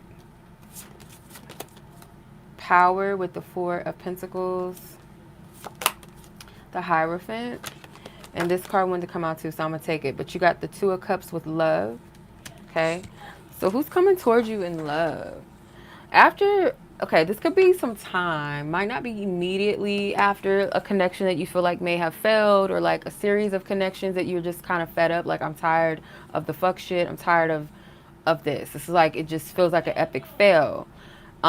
There's power in your path. I feel like it could be at a time where you feel a sense of pressure when it comes to walking the path of love or continuing on the path. It's kind of like it feels risky. It feels like, do I even want to do this anymore? This could be around Christmas, maybe towards the end of what we call the end of the year into the new year, where it feels like kind of like New Year's reflecting, like, or the end of the year reflections. And it feels pretty pressuring and very tight. But there's power in you, in spite of your fears, or in spite of the pressure that you feel to just give up or say fuck this, or it's too risky, it's too scary, to walk that path anyway, like to keep moving towards love. Because the person that's going to come towards you is going to stand out. There's going to be a whole bunch of people that's looking at you around this time. Like, it could be a lot of suitors, and maybe you're feeling empowered, you like that shit. Maybe you might be playing a little games with them, like trying to tame them, like fucking with them a little bit. Like, I just like the idea of the attention. I don't really want none of y'all like that, or I'll have fun with y'all for a time. Around that, I feel your person is gonna be like, they're gonna stand out. When I look at this Hierophant, I feel like I get King Solomon vibes from this. And King Solomon is one of my favorite biblical characters. Just like his whole essence, his whole energy was like very powerful, very wise. He's very much so into magic and having dominion over spirits. So I kind of get this vibe that this energy is King Solomon. So your person could be someone that has a level of self-control. They're not fazed by a lot of energies. They know how to handle people, even the most challenging people. This person seems to be one that people respect, don't fuck with. They know better than that. And I feel like this person is going to be protective of you. This person is going to honor you and see you for who you are. And they might speak to that a lot. And this isn't like gaming you up or gassing you up like, oh, you so bad and you so sexy. Like, no, the way that they talk to you is going to speak life into you. You're going to feel that shit on a soul level. They're going to unlock like you seeing something about yourself that you've never saw, like in an empowering way, as you have been like the fixer upper and putting everybody together type of person, or always kind of dating kind of below you, or where you've always had to pick people up, or you've always kind of been the stronger partner, the stronger personality, the more mature person. This is going to be an energy where you meet your match, but maybe a little bit beyond that, to almost to where they're kind of, because Isis or Aset is in this card as well, right here. She represents mothering energy. She's like the mother, divine mother essence. She's an embodiment of that, the queen mother. So to encounter someone that has that divine masculine father type vibe energy, it's not like a fathering energy of trying to control you or restrict you, daddy you, but like to where you respect this person's G. You respect them. You know that they are protecting you. You know that this person has your best interest. This person is someone that you can trust to lead things in a situation where you can fall back and not always be the one to have to pick up everybody's pieces and put them together. For once somebody is got your back, and I feel this person is going to stand out, because this is a real like uh, this feels like a real man type vibe to me, like, so this could be your person. Shit, I don't know. Like I said, just keep a heads up that it's going to be a lot of suitors that are going to be around, but you just going to see them as like a whole bunch of fools, somebody to stroke your ego. Like they might be very egoic as well, but it's just like something to do, something to make you feel good. But when this motherfucker comes, it's like a different energy, and you take notice. They don't have to force you into submission or force you into respecting them, and oh, I'm a man, and because I'm a man I got a dick, you gotta listen to me. Like this, that's fake. That's these motherfuckers here in the strength card and the lust card. That's them. Oh, because I'm a man, and oh, like, or it's just like bitch energy. No, that's not this here. Not at all. They don't demand respect, they command it. Like their energy just is. Someone that is going to pour into your cup and you pour into theirs. It's going to be a ever flowing energy. It's not going to be a drought. It's not going to be, where do we stand? This is how this person feel. Like one minute he's in, he's all about me, and he's doing this and he's doing that. The next minute he's cold. He's acting funny. He ain't answering my phone calls. He's not texting me back. He's giving me all these stupid like excuses. Like, nah, this person is not that. They're not that. Yeah, so that's what I'm getting as far as generally speaking, who's coming towards you, and then some. So I hope this reading resonated with you, Jennifer. I'm sending much love, sis, your way. I hope you enjoy your weekend. Let's close this energy out. All right, Divine Source God, we send Jennifer love, light, and peace, healing and harmony and balance restored unto her as we close this energy out. No matter what space and time she dwells, past, present, or future, space is known and unknown to her, that she will be forever and divinely covered and protected in the light. Amen. And Ashe. And so it is. Yeah, I like him too. Like, girl, yes. Get your man. Or let him get you. Yeah, let him get you. Yeah, I like it.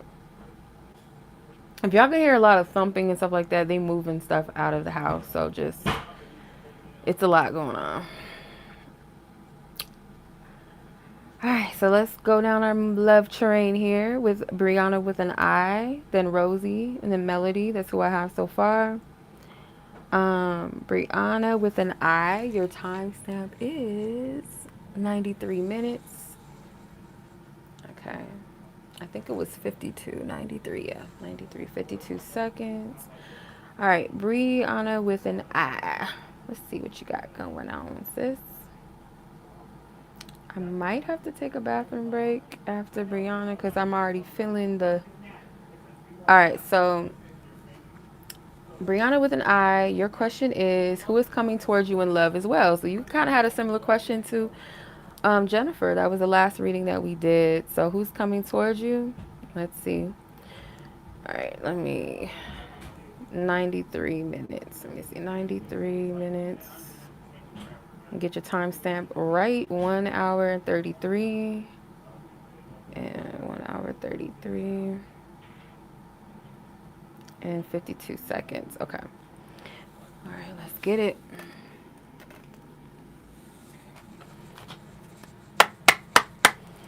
All right, Brianna. Who is coming towards her in love that's worth her knowing about, worth mentioning, of her highest good to know? Who's coming towards her in love? Who is coming towards her in love? Who's coming towards her in love? Coming towards her in love. Okay, you have 4 of Wands with completion. The Devil. The Knight of Swords. The 2 of Cups. The 3 of Cups with abundance. Okay. And the Lovers at the damn. Okay. So the days of dusty lovers is about up. You're about to. You have local. Oh no, but no, I don't. Um.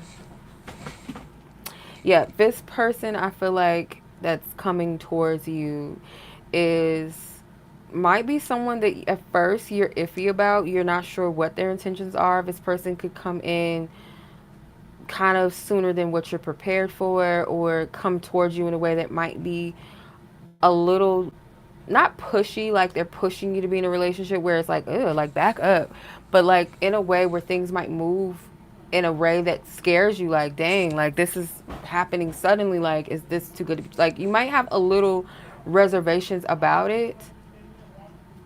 But from what I'm seeing, I don't feel like you have anything to worry about, because the Devil card here, it seems like this is what's completing out of your, cycling out of your love life. 4 of Wands could be partnerships and dating and all of that. Yeah. Yeah, I can see it's been, I get it. Shit. The Devil card to me feels like toxic connections. Like you might free yourself of some type of heavy energy that you've been in love, or you freed yourself from someone that was, you know, where you may have both been toxic towards each other. Shoot, you know what I mean? Like sometimes the devil is not one-sided. Like both parties are participants or bringing the worst out in each other. It's a connection that may be heavy and karmic in nature, or a catalyst, not something that's meant to be a long term, or may have not been meant to be explored romantically. So this is you clearing the energies, and I don't feel like it's just one person. I feel like this represents connections that you've had, not one but multiple energies that you have dealt with, that you're releasing the energy of. You don't have to have slept with any of these people or necessarily been in a relationship. Could be people that emotionally you've invested in that maybe you weren't supposed to, or for a time, like maybe you overextended that energy. You have 7 of Pentacles, failure at the top of the deck, and the Lovers at the bottom. So yeah, this, like, your love life has felt like shit lately. The Devil and the Lovers are polar opposites of each other in energy. So yeah, like what you're getting is completely opposite, but for some reason you still kind of view things as being like the Devil card, or ending up going to be like the Devil energy. Spirit is encouraging you not to put your eggs into one basket. Maybe that's something that you might be uncomfortable with, like exploring other options. Even though you may have somebody that's really interested in you and really wants to get to know you, they may not be the one that you end up with. It's like, keep your options open. Be open to pour your cup in other areas. And it doesn't have to be sexually. Could just be getting to know, building friendships. Because what's going to happen is you are going to land yourself with the right person. So Spirit doesn't want you to pour all of your energy into one person, especially if it's not someone that you're completely certain about, and that could be for a reason. So make wise decisions and choices. The people that you're going to meet are going to be a mirror to you in a way that may make you question whether you're really ready for love or not. Yeah. It's going to have you reflect and sit with yourself. Am I really ready to experience the love that I'm asking for? Because you could have a little bit of skepticism, but Spirit just wants you to be receptive, like be open, um, open into your heart again and getting to know multiple people. Like, don't settle on just one energy just yet until it's a connection that is mutually invested. Okay. Until you're also in a space where you can be receptive to love in a way that you trust that where you're placing your energy, like you're able to discern that where you're placing your energy and for how long and for what reason is of your highest good. Yeah. So you have Venus and Aries with the four wands. So that could be significant to you, or just that energy around your love life. Four of wands, like, or sorry, the Venus and Aries, like that energy, that personality, or that type of love expression could be significant to you in some kind of way. Yeah. That was pretty straight to the point now. Aw, I understand. Yeah, it's not good to feel ghosted, but like I said, I feel this is moving you in a better direction with love. It's all about your receptivity and just discerning where you place your time and your energy and be open. You know, don't put your energy into something until you are able to discern whether it's worth your time and your energy. And it's not to say that who you choose to give your energy to necessarily has to end up being your one or your husband or whatever, but someone that is worth your time though, for the time, for the season, rather than just wasting your years of your time with someone that wasn't even worth the time or the energy, you know?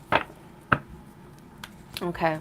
So we're gonna close this out, sis. I'm sending you much love. So, Divine Source God, we send Brianna love, light, and peace, and healing and balance restored unto her wherever she is in the world, whether it's past, present, or future, spaces unknown and known and unknown to her, God, that she be divinely covered and protected wherever she is in the world at all times. Amen and Ashe, and so it is. Okay. Yeah, that was really straight to the point. But I hope you enjoyed it, though. I hope that was a helpful reading to you. Okay. I'm going to take a quick bathroom break, y'all, and I'll be right back.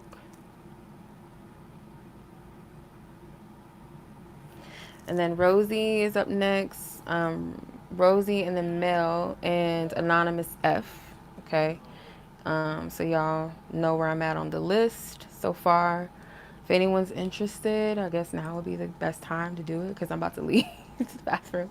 You're welcome, sis. Have a good weekend. Be safe. All right. Give me a second, y'all.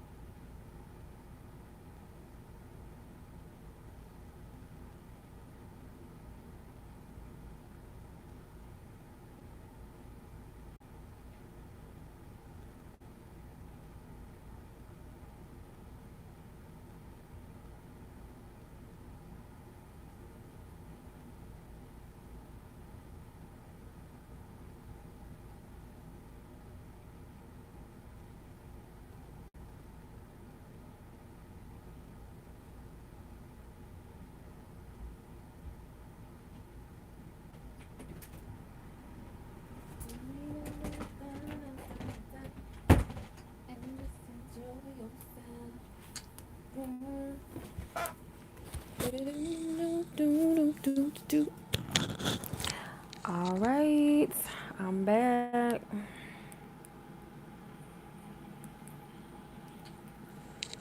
All right, y'all. Thank you for your patience. Thank you, thank you. All right, so Rosie, you're up next, sis. Let's get your timestamp. We are at 104.36. Okay, we in the hundreds now. We in the 100 leagues. So 104 is 1 hour and 44 minutes. Okay. All right. All right. So Rosie, let's check your questions. Let's see.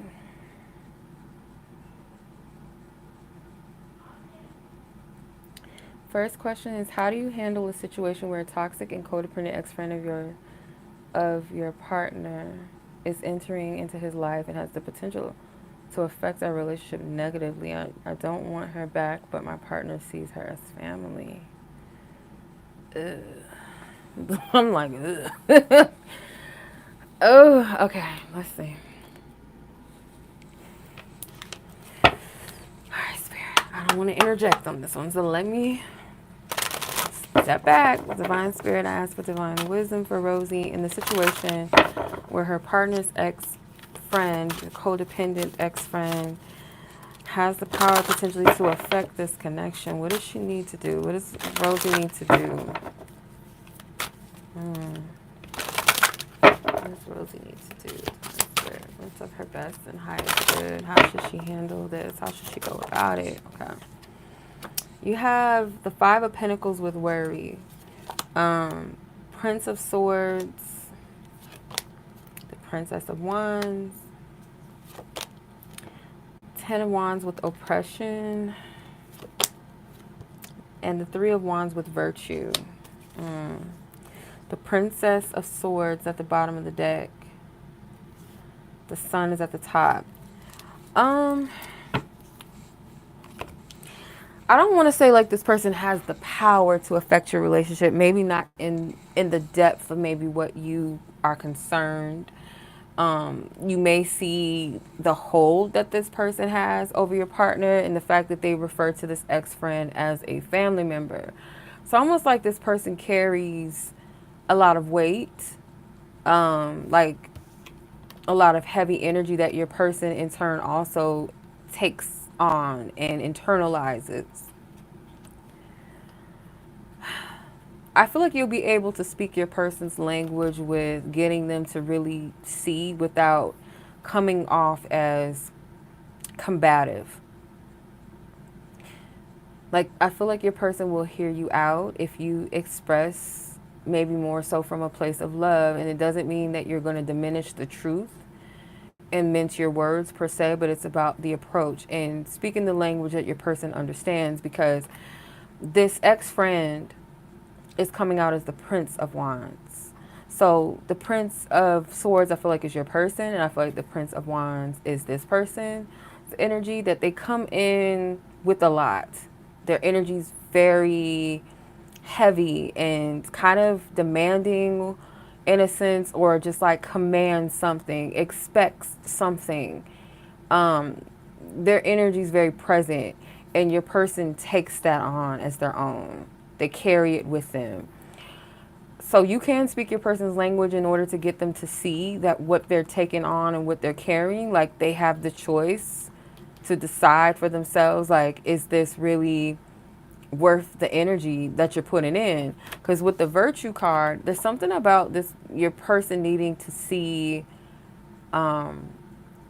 just how detrimental this person's energy is if they don't learn to have their own independence. This is the ex-friend over here, and this is your person. So like this person, if they don't kind of get in line, it's like this person expects maybe not just your person, but others to kind of be responsible for them in a way. That's not fair.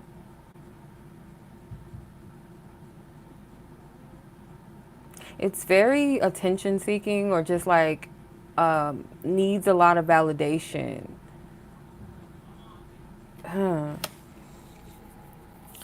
I'm not really like 100%, like I don't feel inclined or anything that is here to tell you that there's something that you have to do per se. I feel like spirit does want you to like spirit wants you to address this, like address your concern about this, but from a way of like getting them to see how important it is that their friends or whoever this person is kind of finds their own way or takes responsibility, or it's kind of like, wouldn't you want to see your friend, do better in life? Wouldn't you want to see your friend like succeed past these particular energies and X, Y, and Z? It's like something to get them to see the mishap rather than mentioning the mishap. Like, oh, this person does X, Y, and Z to you, and this, and that. Because I feel like your person knows what they're taking on. But coming from a place like, don't you want your person, like your friends, this person to hold themselves to good moral standards, or to do better as a person, or bring something, of quality to their life? Like, don't you want to see that for them? And I feel like that approach, in a sense, is helpful.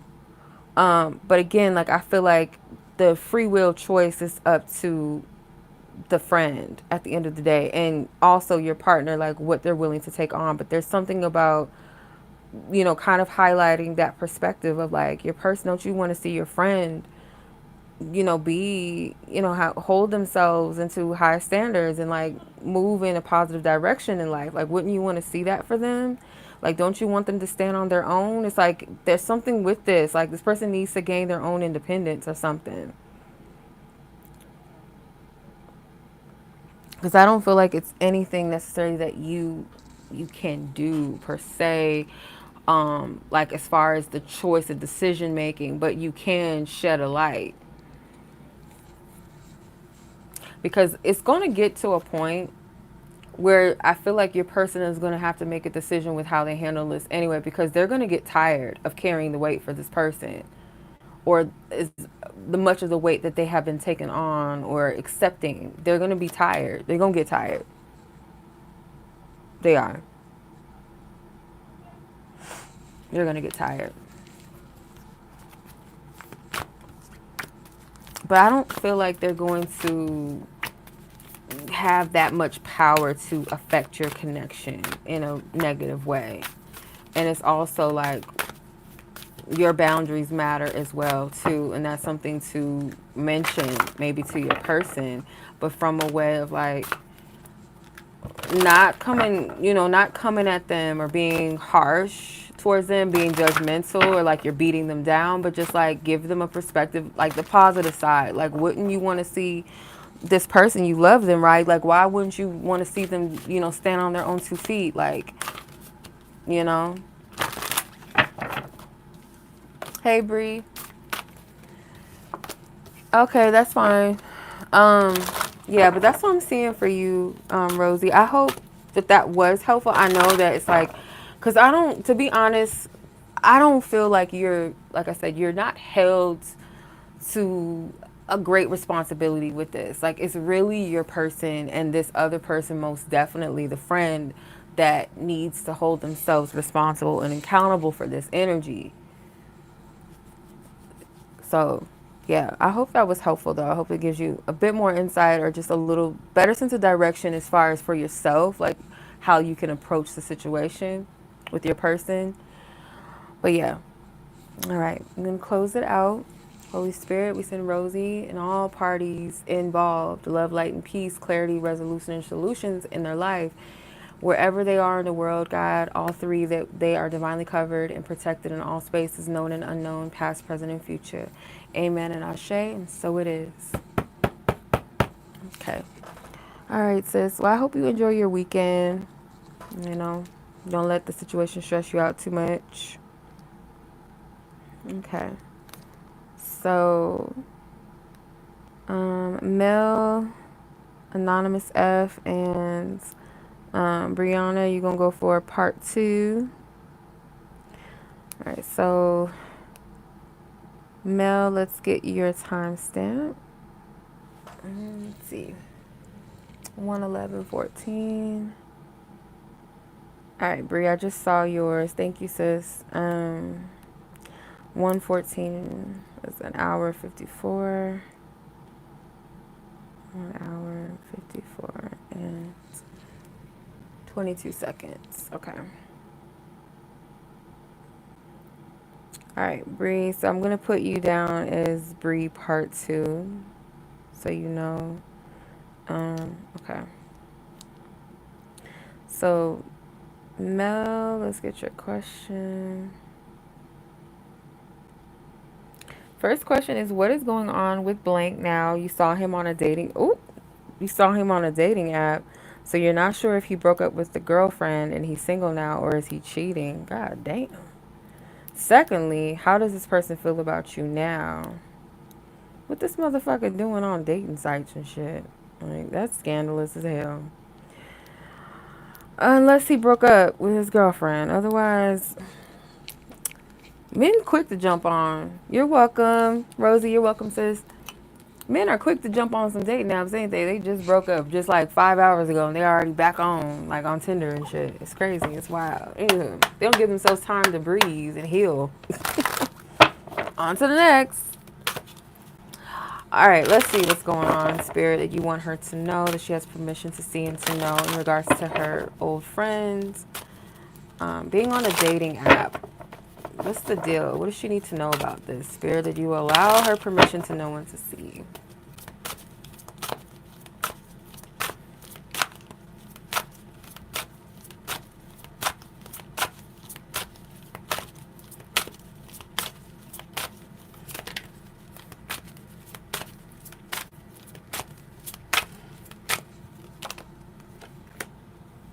Queen of Wands, Princess of Swords, Adjustment, which is Justice, the Hermit, and the Three of Cups.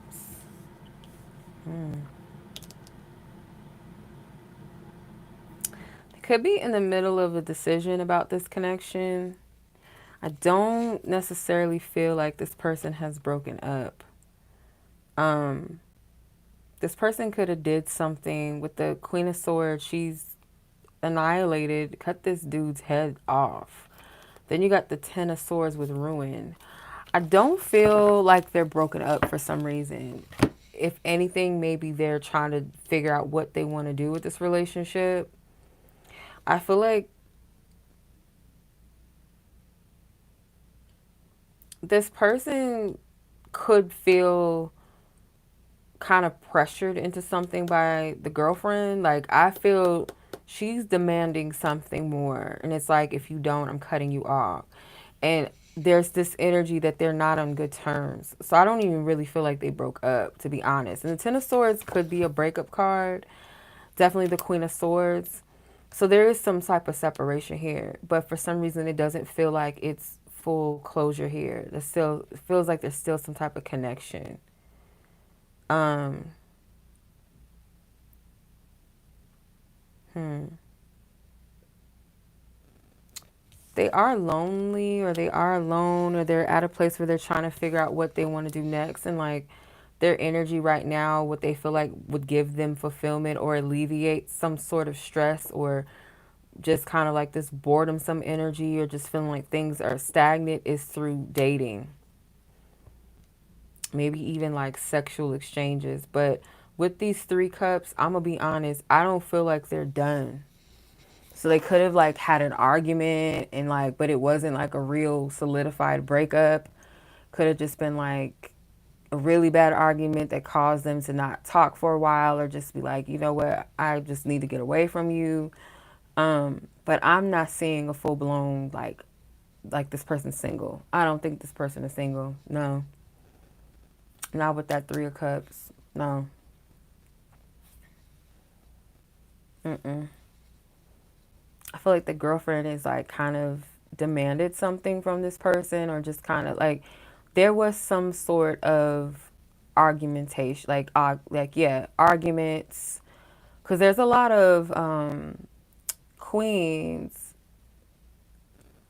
The Queen of Swords is at the top of the deck. You got the Queen of Wands, and then the Princess of Swords. A lot of masculine energy within the feminine cards.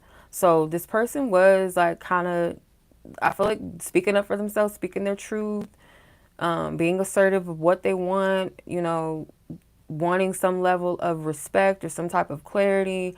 And I get there was an argument or something happened. It didn't end well, but this connection is still up for debate. I don't feel like he's single. I just don't. So I hope that answers the question.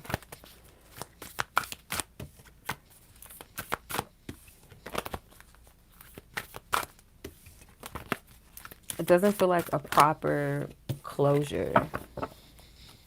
Okay. All right. How does this person feel about you now? Let's see. What do you want her to know about how this person currently feels about you?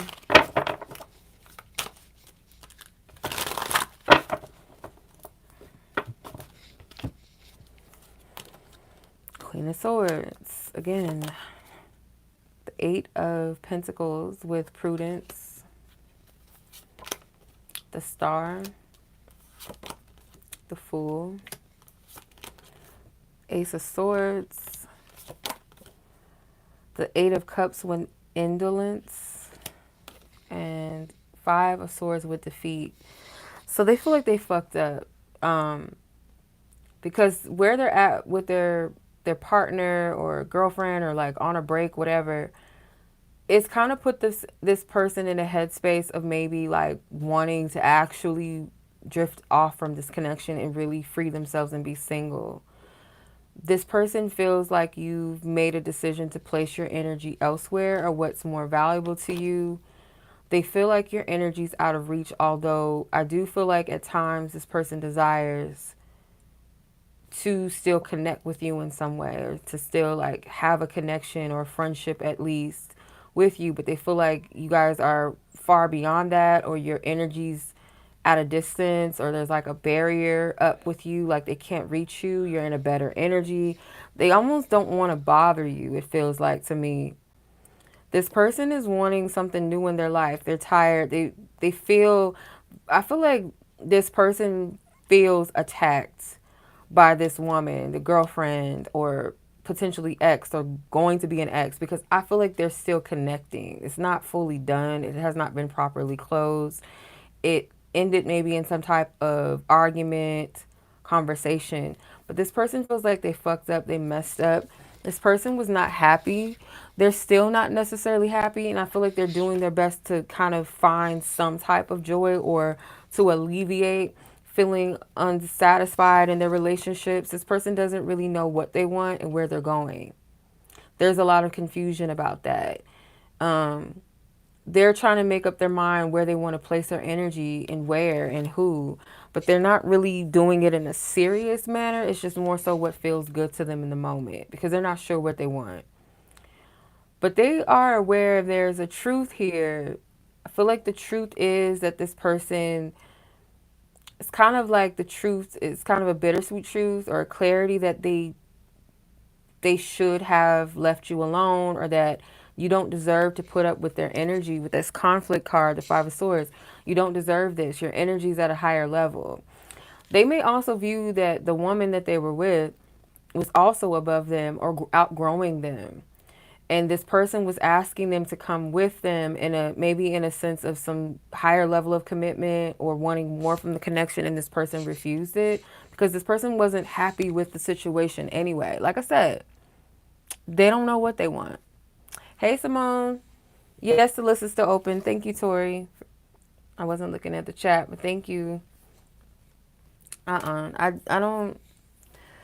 I just feel like this person is. They're not bad, like a horrible, inherently bad person, but they are kind of like trying to figure out their way. But I feel like they're actually where they need to be, ironically, on their journey, is figuring out what they really want and what makes them happy. And they might make some foolish decisions in the process, but that's what I'm getting though. Hey, how are you, sis? Yes, but that's what I'm seeing, Miss Mel. I hope that was helpful and resonated. It gives you some confirmation or clarity. Okay. All right. Thank you, sis. Okay. So that is the read. Miss Mel, let's close it out. Divine Source God, we close this reading out with love, light, and peace to all parties involved. Send them harmony and balance and clarity, resolution and solution. wherever they are in the world, past, present, or future, spacious, unknown, and known to them, that they are divinely covered and protected by the light by all times. Amen and Ashe. And so it is. Thank you, Spirit. All right. Okay, girl. Let's keep the love train going. All right, so Brianna. Okay, so Anonymous F, Brianna part 2, and then Simone. All right, Anonymous F, let's get your timestamp, sis. Let's see, we are at 124:51. Let's do 125 because it's about to change in a minute. And that is 2 hours and 5 minutes in.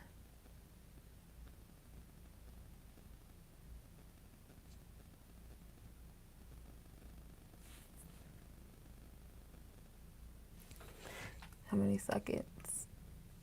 17 seconds. Okay. All right.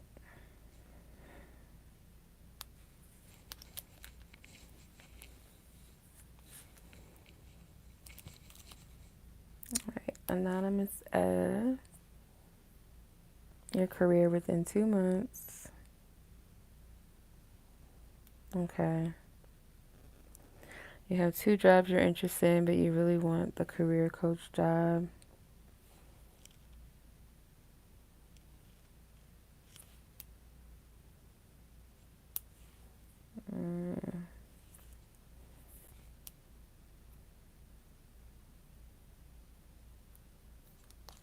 Okay. Let's see.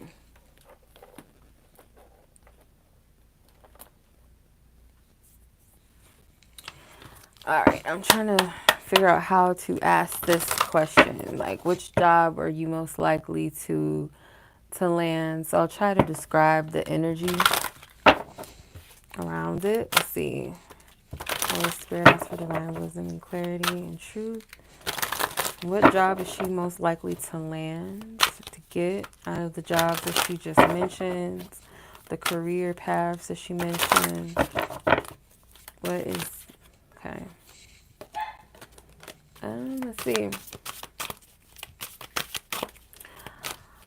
Definitely something with you teaching, for sure, with the Hierophant card. So you got the Princess of Cups, the Moon, the Hierophant, the Prince of Swords.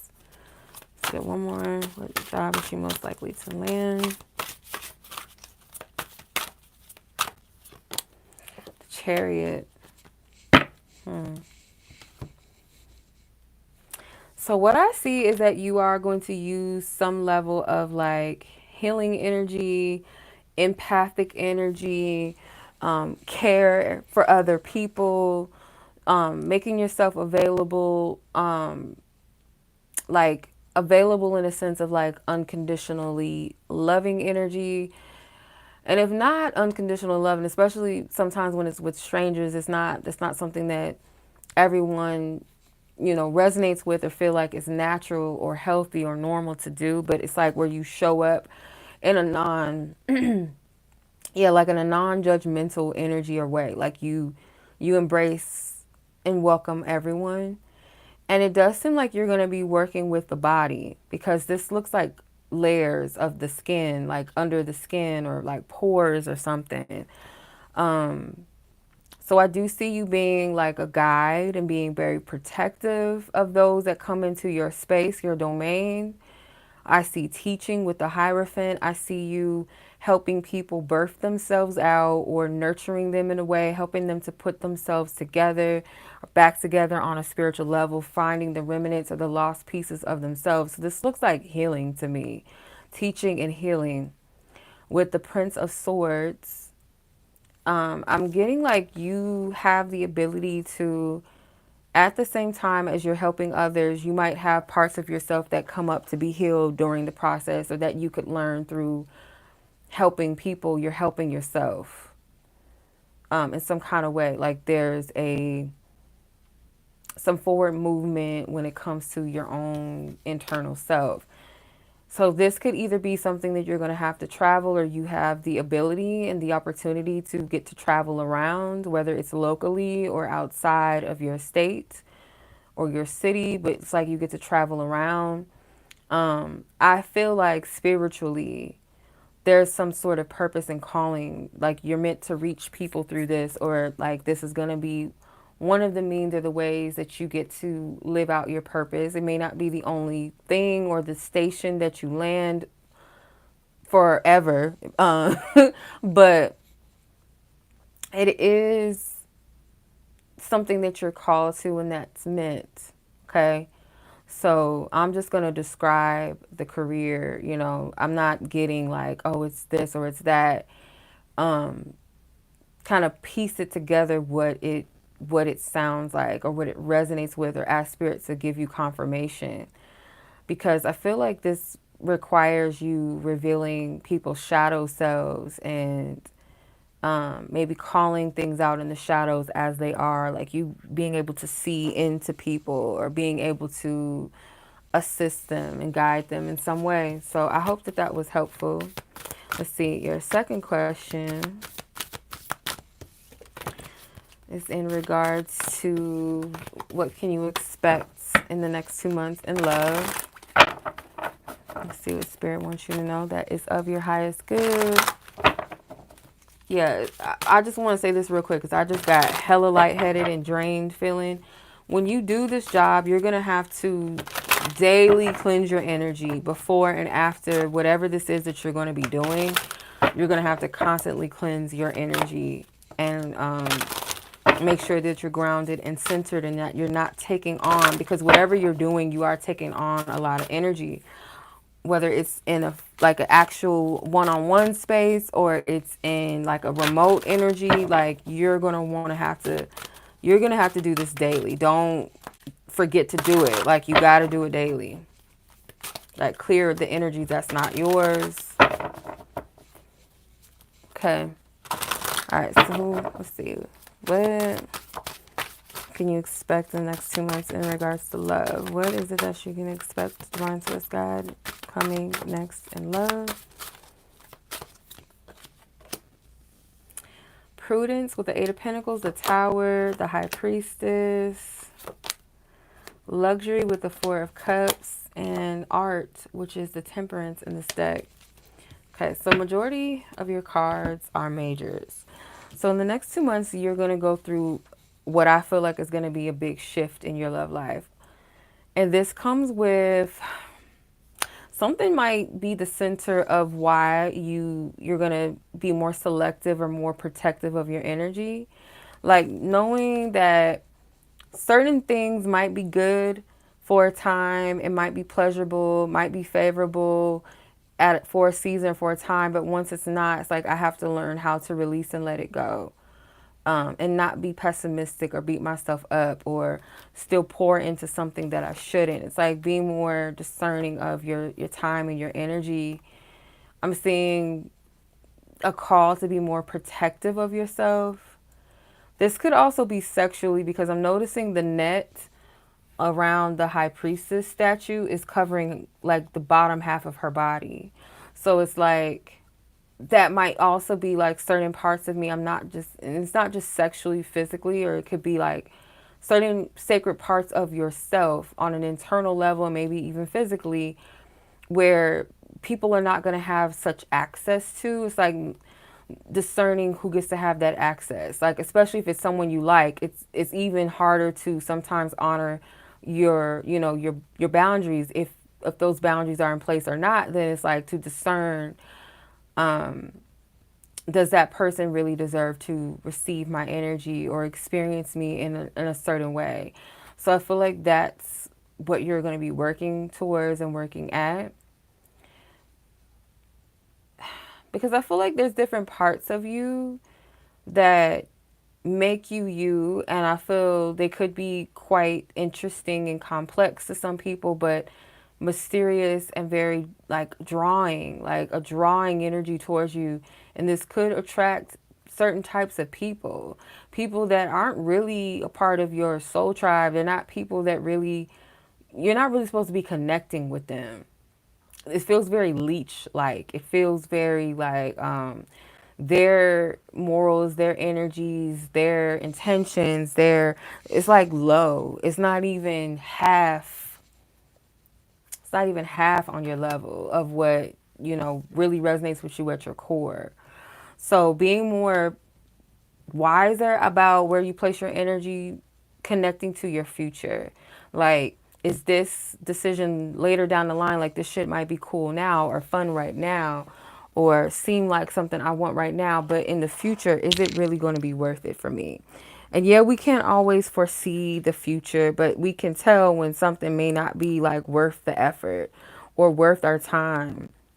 So I just feel like Spirit wants you to be a bit more careful in that way because there's going to be something that leads you to this epiphany, and it might be something um a little bit like almost like something that might force you into this, like push you for whatever reason. It could be some things that you just haven't really paid much attention to, or you've been entertaining things or going down a path that Spirit feels like it's destructive, so therefore they have to destroy the way that you get, the way that you move about, the way that you interact or connect. It's like something has to kind of be tampered with, have to be destroyed so that this, whatever this is, can no longer stand anymore.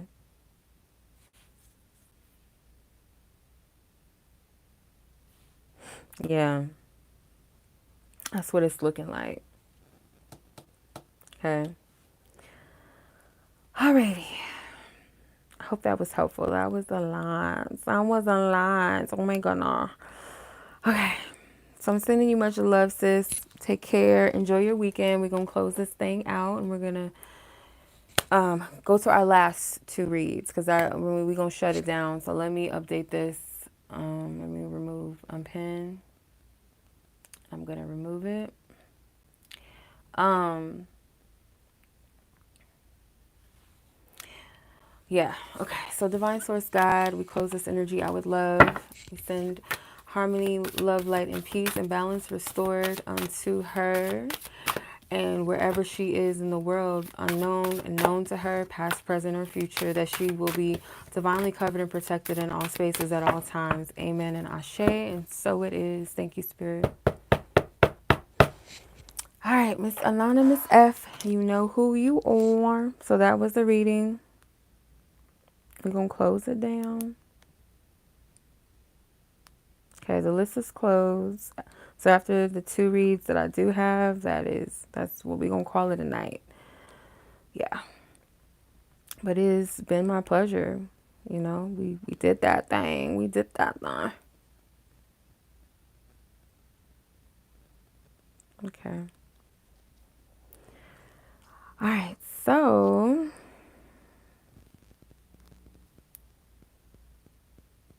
Bree part 2 and then Simone, and then that concludes our live tonight. So Bree, your timestamp is 1:37:34. I'll calculate it after the live. All right. So let's see what your second question was.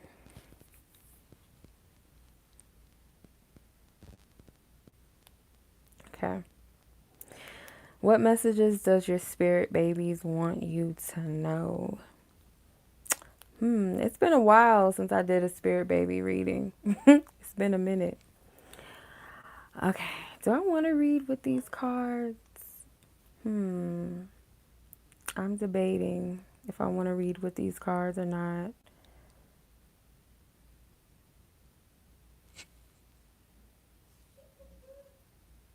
Hmm.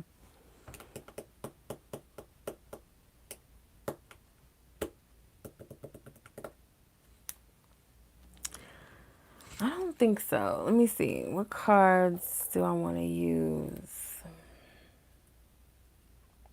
Because I don't feel like these are the cards for that. For some reason. I'm going to use the this pink Rider-Waite tarot deck. I'm just for this one. Because for some reason, I just don't feel like those cards do not call to me for this. Okay, so spirit baby messages. Let's see.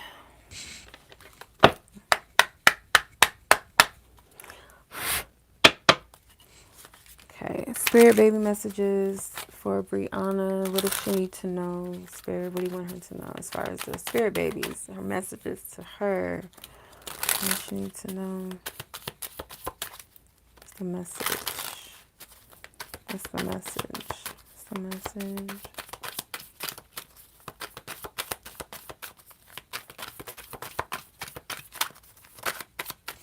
Nine of Pentacles. The Page of Pentacles. So there's a baby right there. There's another baby. Okay. Let me clarify this Ace of Swords.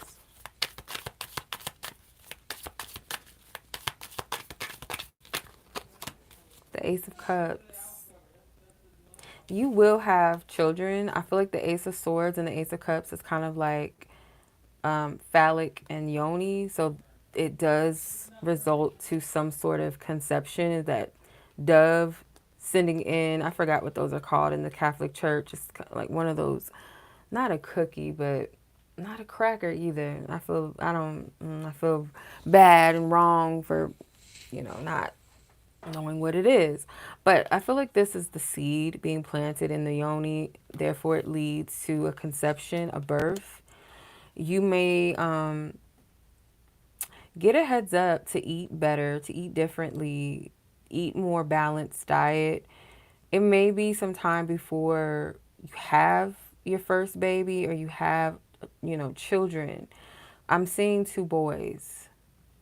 One, I feel like you're going to be very spiritually aware of their coming, or you're going to know immediately that you're pregnant. And I feel like their message to you is that you'll know when the first one most definitely arrives is when you're going to feel inclined to eat different. Oh my gosh. Wow. That's, I didn't want to say, well, I'm going to be honest, I didn't get like a loss, like a natural loss. It felt like an aborted situation with this Ace of Swords. So I understand now. But I'm getting that you're going to have two babies, but they're going to come at two different times. So the twins, they may have not been meant to come at once, because this feels like separate births to me. This is going to be the first one that comes through. So you're going to have one more pregnancy soon and then another one later. Yeah. I'm sorry to hear that, sis. Yeah. So those particular babies, I feel like they're going to come back, but they're going to come back separately. They're not going to come back together.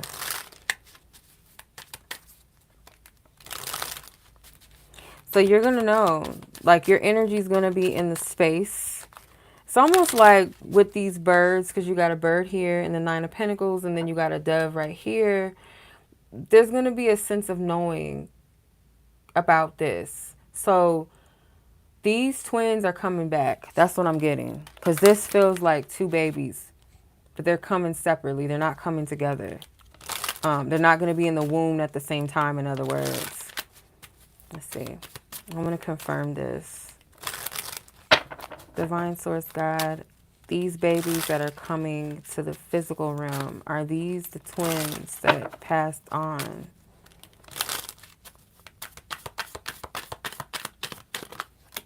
Yes. Yep. Three of Cups.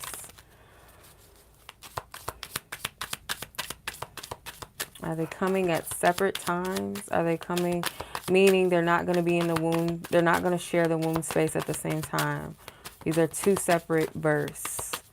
Not twin births, but two separate individual births. Four of Wands. I don't know. I might be wrong. For some reason, the Hierophant is at the bottom of the deck. I feel like this is God. It's kind of like they're going to be sent back down here. They're going to be sent back down here. It's like they're ordained to. So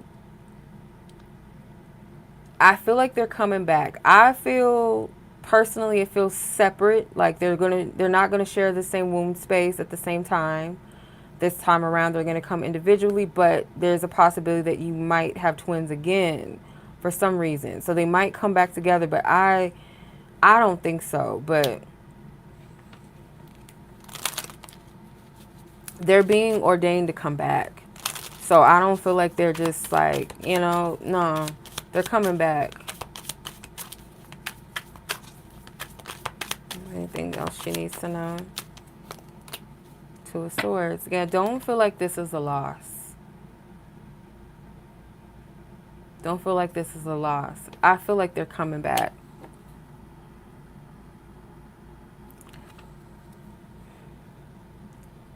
It feels separately. Yeah, the Fool.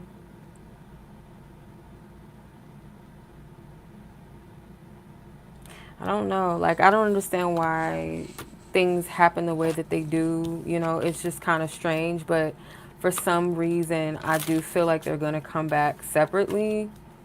And it's the same energies. It's the same. It's like the twins. Like, it's the same essences or souls, but they're just going to come separately from one another. Interesting. Wow. Okay. I'm gonna leave it at that. That was crazy. Like, wow. Um, just as puzzling as God, source, creator, whatever, they're also very amazing. So I hope that brings you some peace, Bree. And I'm sorry to hear about your babies, but I do feel like they're gonna come back, though. I feel they're gonna come back. And it may be different circumstances. It may be like who you were with, who the parent was, like something, it happened, like it was allowed, but it may have not been meant to happen in a certain way. It's kind of what I'm picking up too. But I don't want to go too deep into all that, the shoulda, coulda, wouldas and all that shit. But, you know, yeah, I feel like you will have children and your spirit babies, their message to you is they're coming back. But at separate times, I feel most likely. Aw. You're welcome. Yeah, losing babies are not, there's nothing that anyone can say to really like console or help someone really be at peace with that, and I understand. So I'm sending you much love, sis. I'm sending you some cyber hugs, some energetic hugs. It's going to be okay. And I do hope you find comfort in this, and yeah, may it come to pass and your babies return back to you. Whether they come together or separately again. Yeah. All right, sis. Let's close this energy out, God. All energies and souls and essences, we send them love, light, and peace. Especially we send Bree love, light, and peace and her energy and her essence. And wherever she is in the world, past, present, and future, known and unknown spaces, that she is divinely covered and protected by the light at all times. Amen and Ashe. So it is. Okay.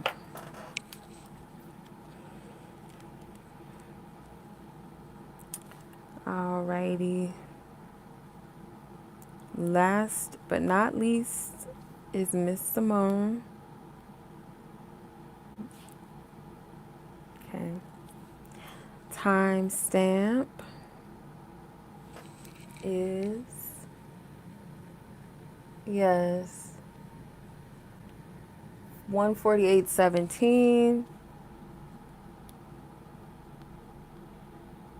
Here's your timestamp. All right.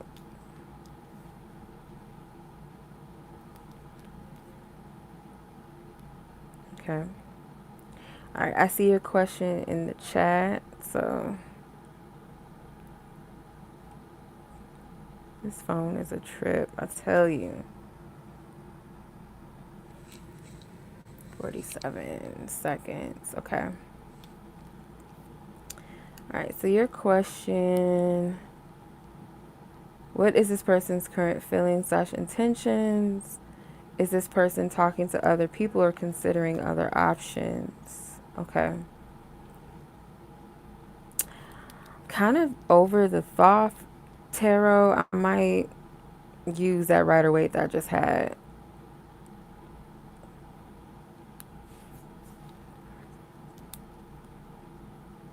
Okay.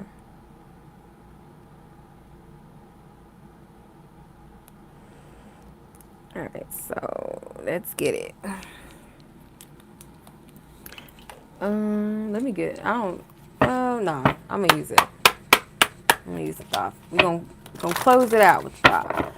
We're rocking with it. We're gonna finish what we started. Okay, so this person that Simone has in question, Divine Spirit, is he, or what is his current feelings / intentions? What is this person in question that Simone is asking about? What is his current feelings / intentions in regards to her and or their connection and situation?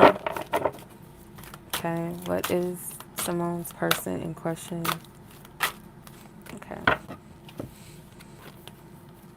Queen of Swords, Strength, the Nine of Wands, Eight of Pentacles with Prudence, Ten of Cups with Satiety. I don't know if I'm saying that right. And one more. The Ace of Cups. Okay.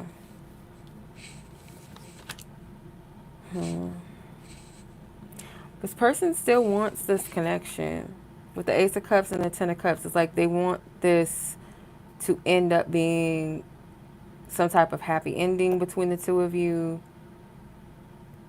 This person still has a lot of love or feels like they are in love, but they feel like you have kind of cut them off in some way, or that you don't fuck with them the same way. With the Queen of Swords, she's got this man's head in her hand, like she just cut his head. So it's like you've cut him off to some degree. Like he's not that big. Like he does feel a little bit small, kind of like diminished in energy. This person is more so focused and careful about like where they're placing their energy or their focus, and I feel like they want to see things grow between the two of you. Maybe put more effort in, and they feel like your energy with the Strength card is that the Nine of Wands as strength. You've made your decision, like you're not wavering in conflict, like you're clear, like you're not letting up in some kind of way. Like your stance is very clear with this person, and it feels non-emotional. This person feels like your energy is not as emotionally invested as it once was. Like your demeanor towards this person is very different. You may have said something that cut really deep, made this person kind of doubt themselves a little bit, question what they thought about this connection, or question maybe like how you feel about them. They feel like your energy is a little more colder than warmer. They feel like you're still making some type of effort with them, like there's still some warmness there, but not a lot. It's almost like they believe that you're at your last straw. So maybe to prove to you that they're still in this, they're still determined, is by some level of effort or showing you like some type of practical investment, like show you things that you can see, not just with words, but with their actions, or doing things that show, oh, this person's working at it type of thing. But yeah, I feel like this person still wants this. They do believe that they love you, you know, and I'm not going to say that they genuinely do or they don't, but what I'm picking up, their feelings, they feel like they do love you. So let's see here if this person is talking to other people or keeping their options open. Let's see. Divine Spirit, what does she need to know in regards to if this person in question, are they seeing other people and or keeping their options open? Make it clear and make it plain, Spirit, for her. And for me as a messenger, as far as this person in question that she's asking about, keeping their options open and or entertaining other people. Okay. Seven of Swords, Page of Swords, or Prince of Swords, sorry, Prince of Swords, the Eon, which is the Judgment card, the Queen of Pentacles, the World card. Hmm. Um, hmm. Death. I'm not getting that they're entertaining anyone at the moment. I feel like this Queen of Pentacles energy is your energy. Like they're very careful about their loyalty towards you or showing you some type of like loyalty. Um, yeah, I understand, sis. Yeah, it's something about this person really trying to get a handle or control of their selves, their own thoughts, their own energies. This person, it may come off a little deceptive, like something about their energy comes off as confusing. I wouldn't say deceptive, but it could be registered or kind of be read as like this person's being deceptive. But there's like a confusion energy. This person doesn't know where this connection is headed, where it's going. You both are hurt because this ace, this one sword is splitting off three other swords. So it's like both of you guys are kind of like dealing with pain or dealing with some type of confusion about where this is even going and looking for the truth, trying to discern what's what in this connection. So the energies do come off as like you're hiding something or you're being deceptive type of thing. But I'm not getting that this person is keeping their options open or seeing other people. I'm not getting that. There's something though I feel where you're both going to have to decide because you guys are not going to turn out differently. Like whatever this chapter or cycle is of your lives individually and together, because you guys do kind of play a role in the next chapter of each other's lives, whether you guys stick it out together or not, you're still going to turn out different. And so I feel like it's important right now to be open to what spirit is revealing and showing to you. Like don't be afraid to study yourself, your own self, like what your needs are, what your wants are, what is it that you're being called to let go of, what are you outgrowing. These things about yourself are being revealed to you personally, but you have to seek it out. The answers are going to come to you, and I feel you guys are going to come out different. You're going to come into a new stage, a new age within yourself. Especially with the universe card, spirit is protecting your energy right now. I feel like this person is having a hard time getting the clarity that they want from you because you're at this place where you're going through a cycle of change and your energy, you're not the same. Leo, you may want the same things or you guys may, want to work this out in spite of your issues, but regardless of whatever you guys decide, your energies are not going to be the same. It's something about change and level up. It's inevitable with the death card. It's inevitable. But to answer your question, no, I don't feel like this person is seeing other people. I don't feel like this person is keeping their options open. Their energy is not even really in the space of that. And I feel like they're trying to tread lightly with how, what they do, with their intentions, their actions. They don't want to come off as deceptive. Okay. I feel like all this person really wants is like clarity and truth and like where to take this, where to move this situation, this connection. Okay. All right. So that was your reading.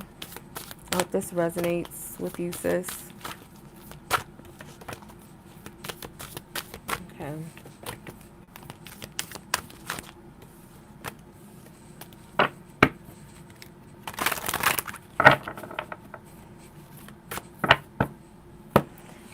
All right. So I'm sending much love to everybody. Let's close the reading out, Simone. Well, I'm glad it made sense, sis. And you're welcome. It's my pleasure as always. Enjoy your weekend. Divine Source, we clear all the energies and we send love, light, and peace to Simone and her person of interest, that they be divinely covered and protected in all spaces and time, present, known, and unknown, past, present, future energies, that they will be forever and divinely covered in the light and in love. Amen and Ashe. And so it is. Amen. Ashe. Thank you, thank you, thank you. I will. Thank you, sis. I hope so. Last weekend was fun as hell. So I hope so. But yes, Thank you so much, everybody, for sewing into the readings. Make sure you guys like the videos. If it genuinely resonated with you, any personal readings you guys might like to book with me, make sure that you guys check the description box for that. If you guys have any questions about my services and readings, coaching sessions, y'all want to book me for a party or an event, it's all on my site. But any questions that you do have, just let me know, and I'll be happy to help you guys.